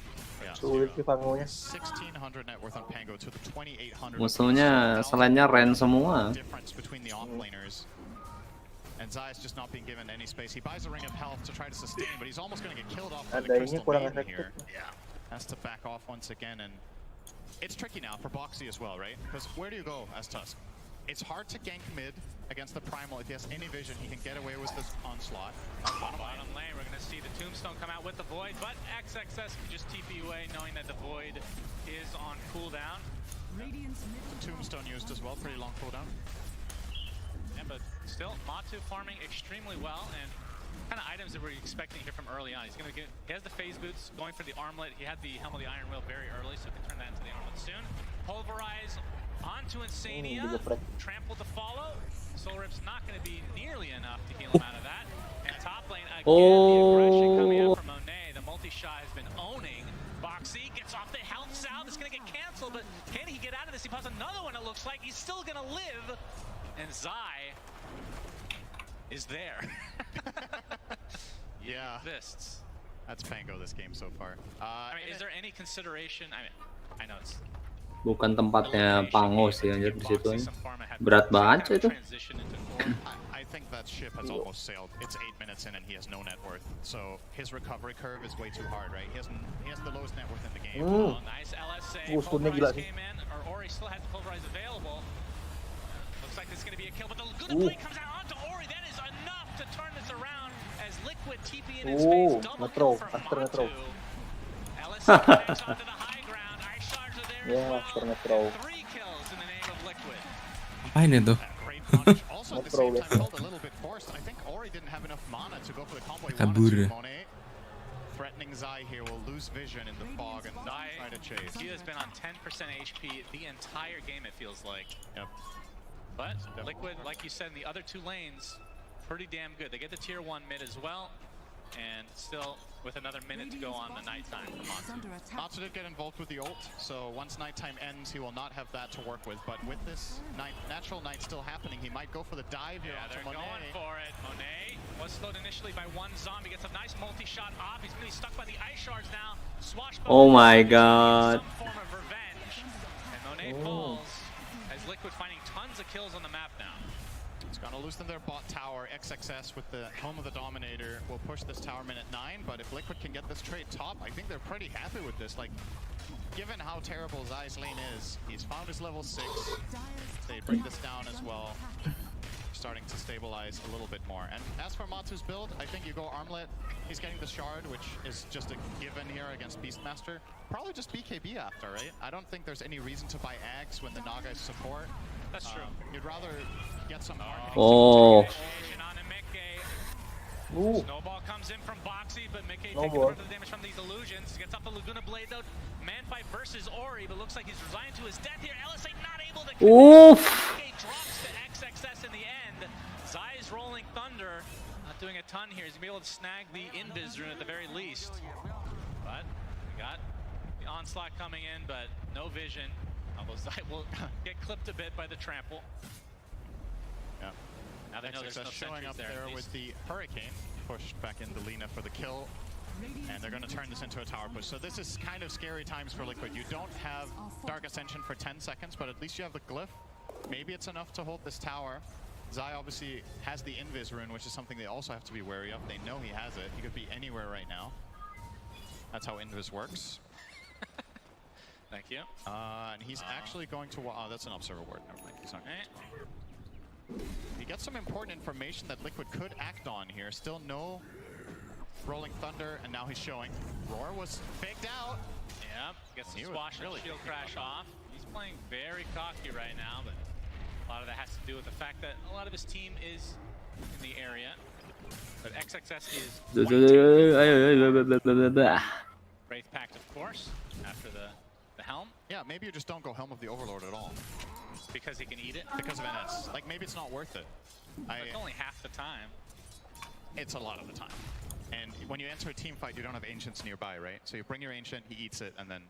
And even if you're using it to split push, you're essentially just funneling in a lot of gold into NS. So I feel like we've seen this before when Nightstalker offlane started becoming a pseudo counter to Beast, that Beastmasters would just bypass Overlord because you're kind of just giving too much over. Yeah. So I kind of like this approach. You still want the Dom because it just does that much this early in the game, but don't spend too much net worth on just getting creeps eaten. Ori on the other side of the ice shards. Nicely done from him. But we can see the CM here. 1, 2, 3, door. It's a lot of damage coming out from Dark Ascension. But that's Dark Ascension. I think he was hoping to get a bigger kill on the Primal Beast there, but Boxy's shards just barely too short, not clipping. What a weird net worth distribution this is. Liquid easily have the top 2, and then they easily have 6th. It's which isn't too unhealthy for their lineup, to be honest. If there's a hero in this game that can have low net worth and still find major impact, it kind of is the Pangolier, right? So it's not a requirement for Zai to be farmed. Maybe he's going to go something like a Dagger and just try to find a good ult hero there, or at least eat the roar for his Nightstalker, which is also really important. Apa? Haus dah? Yeah, very close for now. We've seen games, I think it was at Buka the ini. major Nightstalker. It might have been, was it Buka minum, buka minum. Buka minum, klak. Mereka belum minum, men. every game, but it seems that has fallen off. Maybe a little too risky, being kind of pushed down by the likes of Beastmaster and Drone. But will be actually not going shard first. Has the Ogre Club right now. So he will go BKB. Shard definitely adds a lot of farm. Yeah, and he can't be adjusting to XXS not going Overlord because he wouldn't know that yet. So true. He just thinks the BKB is the better timing, wants to be able to fight sooner rather than later. And it is a mandatory item in NS carry this game. You can't play without it. He has to have it. Or he's gonna get kited too hard. I'm showing in the bot lane now is you can hear Ori going to town, but not going to connect onto Matu. But the TP is coming in, so Liquid want to defend.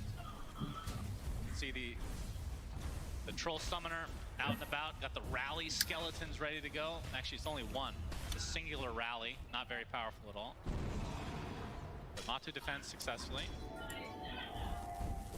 And in terms of itemization for Mickey, looks like... Yeah, I think they're trying to line up these BKBs on both him and Matu right now.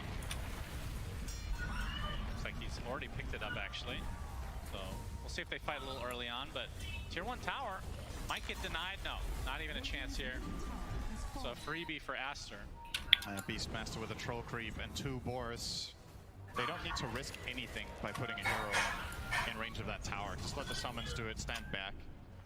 And Boxy also doesn't really dare to commit onto killing the summons. First of all, he's terrible at it, but even if he were to try, he could die in a roar. So yeah, you just have to give that one up, but you can look for your own move. Liquid, let's try to find some sort of opening. And there might be a little bit of a false feeling of safety here with that Hawk finding nobody. Liquid know it's there though, because they have a sentry.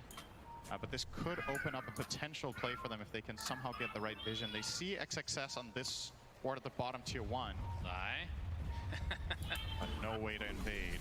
Yeah, so it's just going to continue to be farm session here. As I should mention, Baboka, you did bring up the potential Aghanim Scepter. It is not a carry Naga, of course, but be able to get the ensnare on the Rolling Thunder. But I mean, it feels like Pango does go shard every game anyway. Yeah, then you ensnare the Nightstalker instead, which is true, mega high impact. So if he gets there on the Naga, it could be a game-deciding item. Usually support Nagas will not get this until pretty late, but given the map control that Aster have and the way they're playing, if they just keep pushing out these lanes with the Beastmaster, with the Primal Beast, and Naga gets to jungle like this, I mean, you get there eventually. He's been giving a lot of space. You can see Baboka is fully committed to the idea. He buys the Blade of Alacrity first. Thought they were going to go for Monet, but instead they find Ori, who easily gets out thanks to his onslaught. So gank attempt from Liquid is thwarted. Is That's a Dark Ascension. So... Yeah, and it's a full 4 minutes until night. So Matu's going to be at a big disadvantage. And Liquid are going to try to put it to use here. Okay.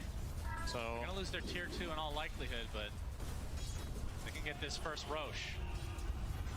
It's just pretty much the biggest value they could get out of this insult when it fails to connect. Might be a contest. There's a smoke here from Aster. Zai's going to get off the rolling thunder. It's only been an illusion to start. Baboka looking for the song, but he's getting controlled. Will they be able to keep it at bay? They do. And Mickey gets the Aegis. The roar applied to Zai, but it's really just a delay tactic, it feels like. Gets a snare on top of this, but Monet coming to want to fight, but he's going to get Laguna bladed. Mickey pops the BKB, focusing on the CM, but now on the other side of the tree line, taking the right clicks. Looks like he's going to be the first to fall in this engagement. Wah, Linanya tekan-tekan nah. Tekan-tekan. Oh. Oh, Matu. Oh my god. To his own devices, completely surrounded. The gust is there, multi-shot, and the Wah. axes. So Aster, they get some kills in retribution. Liquid taking the Aegis away in some respect from Aster. Yeah, what a great fight from Matu that was. Just perfect armlet toggles, keeping him alive 2 times in a row. So at the very least, Liquid get out with him alive, but they do lose their Aegis and the second life on Lina, so can't really consider it a true win. At the very least, they don't need to worry about the Roche going Aster's way in the next minutes, but Aster, I think, still should be feeling pretty good about this overall exchange, considering the song didn't get them the Aegis contesting, and they roared the Pango, I should say, just to save the Naga, so they didn't have this for the Lina or for the NS, which also prompted Liquid to feel strong in this fight, right? But keep a look at Matu here. So first the Pulverize here comes out, no follow-up damage is available, he's frostbitten. Is going to toggle out of this one with Monet's shot mid-air and the charge. Yeah, we're back to another live. fight. Hold the horses here, Cinderin. Looks like Siamese Cat's going to be the first to fall, and now XXS is the one that's completely surrounded, so wrong territory for him. Matu gets credit for that one, and he is very close to a BKB. Yeah, that was a killing spree, so some extra gold on that one for NS. 100 gold to go. Still another 2 minutes in the nighttime. So he should have his BKB in his inventory with nighttime still here. If Liquid want to try to take advantage. Of course, still has Dark Ascension. And does have the shard, by the way, so has been eating creeps. So I guess he went for the casual Ogre Axe into shard, and now is finishing BKB. Yeah, I guess he changed his idea, changed his mind halfway. Seems like a little bit of a weird way to do it, but... Well, that Ogre Club, it seemed to save him in that last fight. I guess so. Extra HP is pretty nice. Oh, XXS close to connecting the roar there, but not quite. Locked out, but yeah, Liquid not wanting to engage, it looks like. Very even game. And Aster showing some balls. I mean, they fought despite not getting the Aegis. Yeah, not and having throwing the roar and the Pango, yeah. Yeah, no roar as well. But sometimes, even with cooldowns in Dota, if you have the right angle and you get to take the initiative, it can work. And I don't know if you would consider that fight successful for either team. It was kind of a draw, but you could see where Aster were coming from. The fact that Pango roll is down is very important for especially the Primal Beast, who now has BKB. So the next fight will be of a totally different nature coming out from Ori. Liquid might choose to smoke here. They are grouping up 4, they will. Aster in a strong offensive position down here, pushing the tower with Ori in front. They have the ward covering the back angle. Sirennya ketangkap. And they're going to expect Liquid to do this because of the no heroes on the map. Nggak ketahuan. Prediction that this play is coming. Liquid do have Dark Ascension though. Dimakan itu. What the hell? Yeah. Inside his BKB, so he mitigates a ton of this damage. Now XXS is the one stuck basically on this cliff area. He's going to get right-clicked down quite easily. Loh, belum mati. Start things out for Liquid. Zai on the other side here is Laguna Blaze going to find Siamese Cat, so just like that is 5v3. Now Mickey pops his BKB, Ori kind of the no man's land. His team still has Song available if they need to pop it, they will. Mickey, his BKB runs out, and the rest of Aster are going to be able to walk Kejar away, nggak sih? Kejar lah. Oh nggak. Outstanding fight from Liquid there. The BKB usage was just perfect, right? Matsu gets it off before he gets roared, and Ori thought he was going to connect on the roar outside of BKB, so he committed all his stuff to go in on the Beastmaster, or sorry, on the Night Stalker, together with Beastmaster. That play fails, then Beastmaster's isolated and gets killed. Pango, in the meantime, is completely cutting off Drow from the entire fight for like 10 seconds. We're going to see the replay here. So look at this. This BKB crucial, right? Otherwise, Ori plus XXS and the Drow probably just kill off Matu, but he stays alive. And now Pango on the bottom right is just rolling Drow out of the picture, quite literally, the entire fight until he finally gets to turn around. Now the fight's already over. This play was kind of crazy for Ori. Yeah. I don't know if he accounted for if he thought Mickey had used BKB. It turns into a BKB trade in the end, which isn't all the worst for him, but yeah. 2K lead now for Team Liquid. And the Aghanim Scepter for Baboka almost there. 80 gold away, and he'll be able to ensnare the Rolling Thunder, as we've said. And of course, more importantly, he'll be able to reel in enemies, Cinderin. Yeah, we haven't seen that used very much. And if we have, we've forgotten about it. I like the concept, but it definitely needs... It has not been very favored to do in the song. I mean, other than that, the axe is great. Like, we're going to see here very shortly why that is. Yeah, so Zai is not buying the shard that Toby talked about as kind of a pseudo counter to ensnare Axe, but he's going Lotus, which is another way of solving it. Doesn't have it yet though, so this coming fight could be a big surprise factor for Zai, where he's relying on going in on the Drow. If he gets ensnared and Drow gets to focus him for a few seconds, he dies. The fight's going to be of a totally different nature than the last one.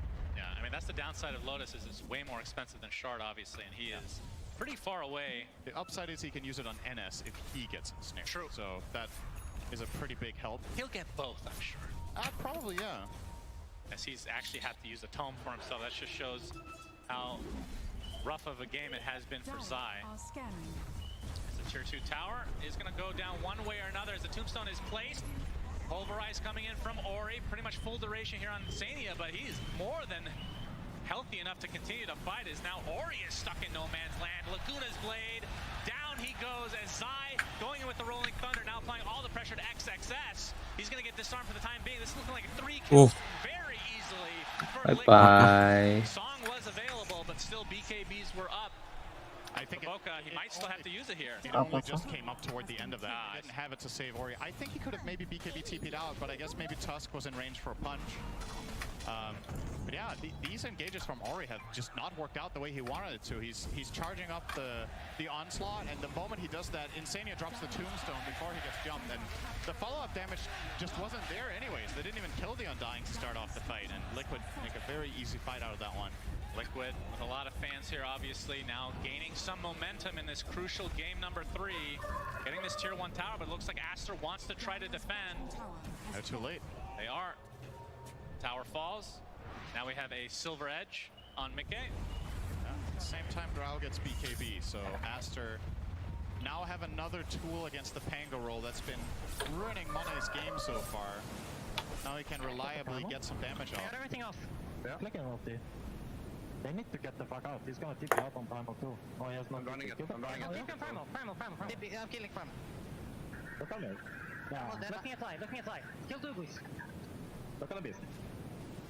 Running. I'm killing CM. CM dead to me. Still running in. Manda the water plus selfie hai. Surprised that he was there. It's like, oh, there's a primal beast here all alone. We'll take it. Interesting build from Matu.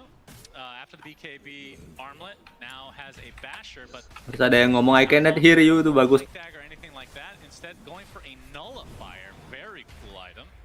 Buat jadi apa? Voice wheel, chat wheel selanjutnya. I cannot hear you. Not much else to nullify for now, right? I mean, if you get it off before the BKB doesn't do anything anyway. Yeah. It remains. I wonder if... But I feel like Blink Dagger at some point is going to be pretty important for him. But into the Roche Pit, Liquid go. And yeah, Aster have an idea this is happening. They're going to smoke up. Is it going to be too late? No, it's at half HP right now. The Rolling Thunder coming in. Kayak deja vu. Deja vu. Deja vu. Deja vu. Lo. Apa yang diambil tadi? Lo. Start apa harganya doang? Apa BKB? Ininya doang. IG-nya doang. Yang diambil startnya. Ayo. Monster. Onslaught to safety. Looks like he's fine. What's wrong with you, Aston? Coming out on top again in this fight.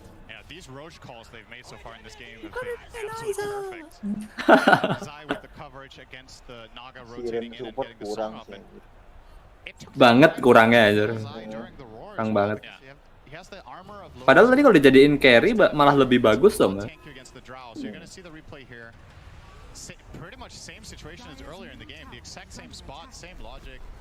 Song too late. He's like, wait, there's a shard, so they'll go and grab that. And he consumed it, by the way. We're gonna need to see what the other shards are in this game. I mean, there's a Beastmaster shard that he has not purchased in there. I don't know about that auto consumption. Song healing is. It is good. Definitely, it's not bad, but it's one of the weaker ones on their teams for sure. Yeah, that's very surprising. That I wonder which the best one is. Like maybe Drow. I don't know. It's maybe Drow or Primal Beast would have been good. I think Beastmasters is the best by far, surely. The diving bombs or whatever. Yeah, the thing about dive bomb being a root, right? They already have the Lotus, which I believe counters it. They have BKBs, so I'm not sure if that does enough compared to the other ones. But either way, they now have a song that heals. They could have had rock throw, for God's sake. Yeah, I think the rock throw could have also been good this game.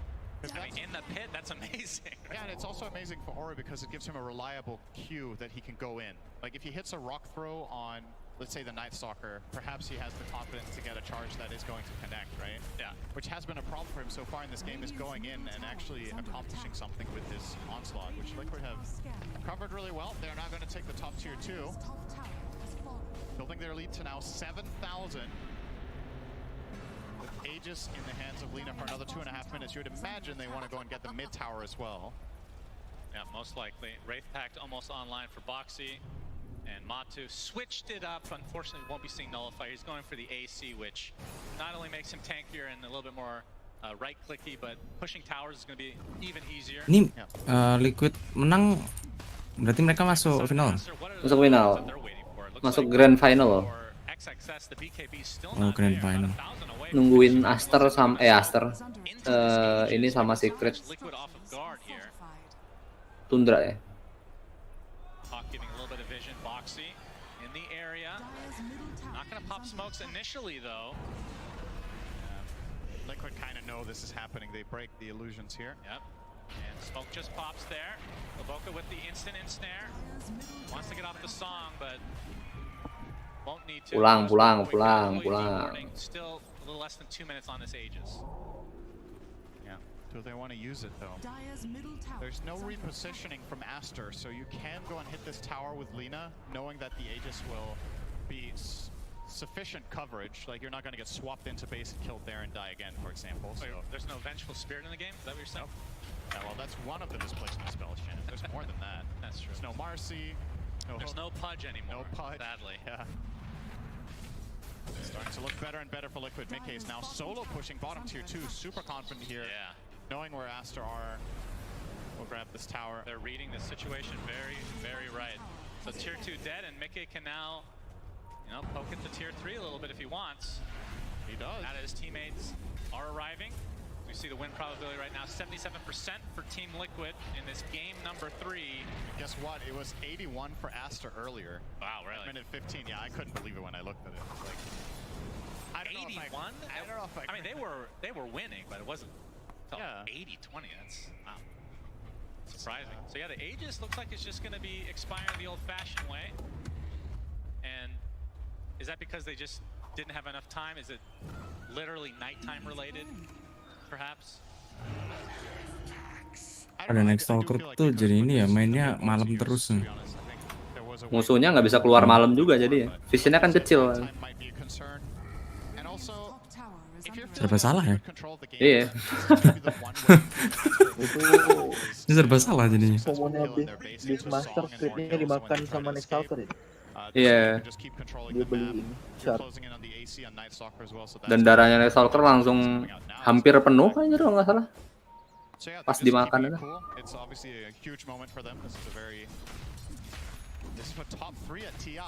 Somehow it's worked though. Tadi kalau misalnya si ininya carry mungkin agak beda ya. Sirennya carry, Primal bisa mau support ngalah apa gimana? Sirennya tadi apa? Offlane? Sirennya support gitu. Yeah, not sure Oh. how impactful this is really going to be. It feels like he's been able to get his roar off the last fights anyway. So I don't really know if this is going to be very. Primalnya juga nggak bisa nangkep siapa-siapa jadi. Which is definitely a big bump up in strength for Team Liquid. Scan coming out, it's gonna miss, but onto the high ground they go. Oh. Langsung malam. He gets destroyed inside with a huge rolling thunder onto 2, forcing the BKB from Monet. Mati. Nggak bisa, nggak ada yang bisa masuk soalnya dari sana. Tombstone has been expended along with the Dark Ascension. And now the high ground they go. Primal nggak bisa masuk pertama soalnya. Ya, kurang banget ini. Able to walk away from the song relatively easily, but actually stuck inside here. He gets reeled in to the high ground. I never thought I'd see it. It proved no. Oh, nothing. He's gonna right click a bit onto the tower, but now that the reel-in is down, there's nothing to fear for Liquid. In a 5v4 situation, Zai with the Slardar enak tuh. Dong, Slardar Siren. Let's go Liquid. To ramp up on that, or if he will get another defensive item like Lincoln's. But yeah, another huge moment for Liquid. Die back on Naga. They lost absolutely nothing there, Liquid did, right? Nope, nothing at all. And now they're, again with the map position they have and the amazing warding they have, they're in a really good spot to maybe get the next Roche. Udah sulit sih From Zai, just forcing the whole situation. Has to be BKB on Mane, and that means he won't have that. Siapa yang bisa maju coba dari Aster? Returns to the fight. Primal kalau udah tinggalan ini sulit. Yeah. Primal tuh gamenya harus stomping di awal.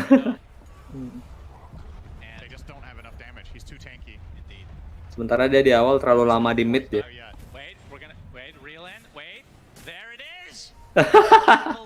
Real in, unbelievable.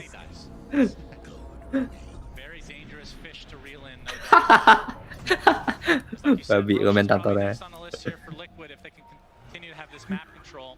We won't know for another 10 seconds when it spawns. As now Matu is eyeing the nullifier. Is it just for the Hurricane Pipe? Oh, there's also a Ghost Scepter on Siamese Cat. Yep. I don't think there's any Yules though. But still, pretty big counters to both those items. Kenapa CM? And it's going to be a relatively late rush. Win rate-nya tinggi sih dari kemarin. Oh. Makes sense. Iya sih. Aku nggak suka CM tuh rapuh banget ya CM tuh.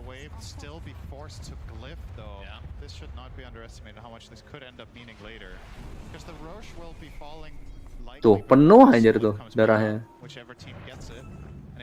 Maem penuh aja. This Radiant lineup kills towers really fast if Lino gets to just stand and deliver. Indeed.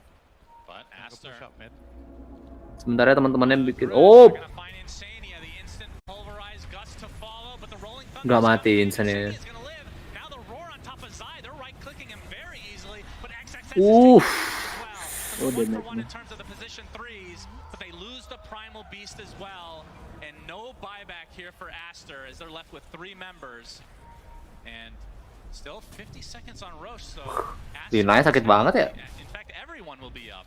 Such an Right click-nya to play as Naga Siren there as well, right? What do? Do you use Song to try to save your Beastmaster with the heal? Then you're also saving the enemy Pango. So, or actually, no, he could have Songed, right? He was in roll. I actually think Boboka maybe with the heal would have made the difference, but he was holding on to it. Yeah, Matu ends up getting the tower here. Oh, too many heal anjir. Healnya banyak banget. But you can see Mickey is the real right clicker here. Drawing nggak ada damage. Fortifications popped. And they're gonna reset.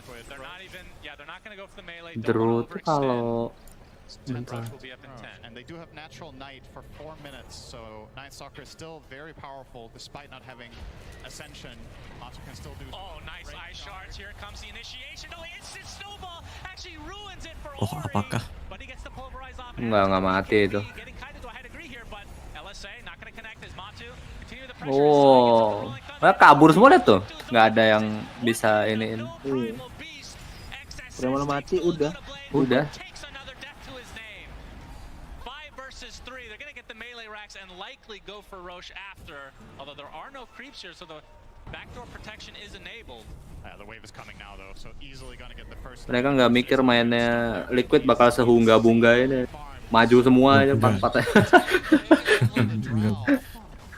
Now they're going for the second set. Yep, they know that these buybacks are long cooldowns. That's 2 sets, and they probably still have time to go get Roche. Of course, they do have to be careful. We've seen the song come into play, and it's going to be up in 6 seconds. Yeah, Matu does not want to go home today. Could have been his last game, but he's 10-0 and 11 on the Night Stalker that his coach said he can't play. So kind of making a point that he can play whatever you damn want. That's right, and they're in the Roche pit, and Roche has the Aghanim Scepter, which I hope it's on Matu. For the love of God, please. It will probably be on Meke. Damn it. Currently Zai? Okay, yeah, they want the extra fast chance. Okay, fair enough. Also good. Very good Ags. We're discussing him buying it himself. Now he just gets it for free. Matu tuh agaknya apa? Ministun. Had a great start. No surprise to see him on third here. And Aster left to Udah. kind of in defense mode, but Ti ti ti ti ti ti ti ti ti ti. 2K lead for Liquid as they're on the doorstep of securing themselves top 3 here, and that's going to lead to potentially, if this happens, 3 EU teams left at TI11. Iya. And we have Mike. Oh, the Lincolns is already proc, but there's the instant wall. Mau diapain coba? Wah, pikir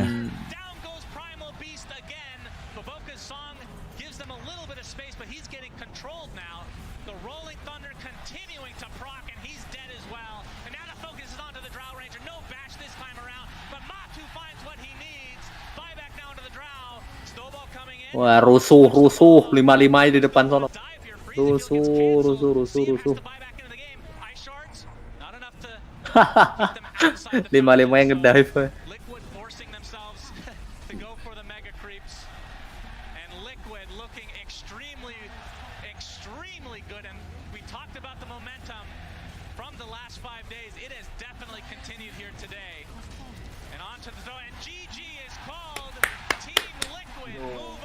Matu, the best. Good job, Matu.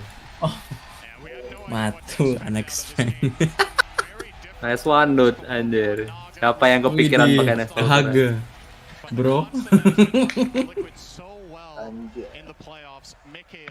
Simbah mikirnya melihat masa depan aja. Ini ya apa? Wah, aku terakhir harus menang nih, Yeah. Sebelum pensi. Gila. Belum pensi.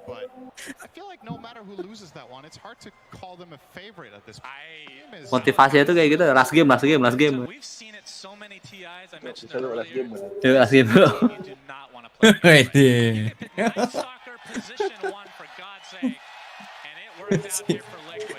Let's go to the panel and see what they have to say about Matu and the rest of Liquid's performance. Keren. Babak tua. Melihat masa depan Simbah. Again tomorrow. We're going to talk about this game. We're going to get a chance to talk to the winners as well. I'm here with Jenkins, Effie, and Lacoste. And there's a lot to break down in this game because we know that Blitz at the end of the draft was like, how'd you get Night Stalker? Well, just asked Matu which hero he would like to play with Jenkins.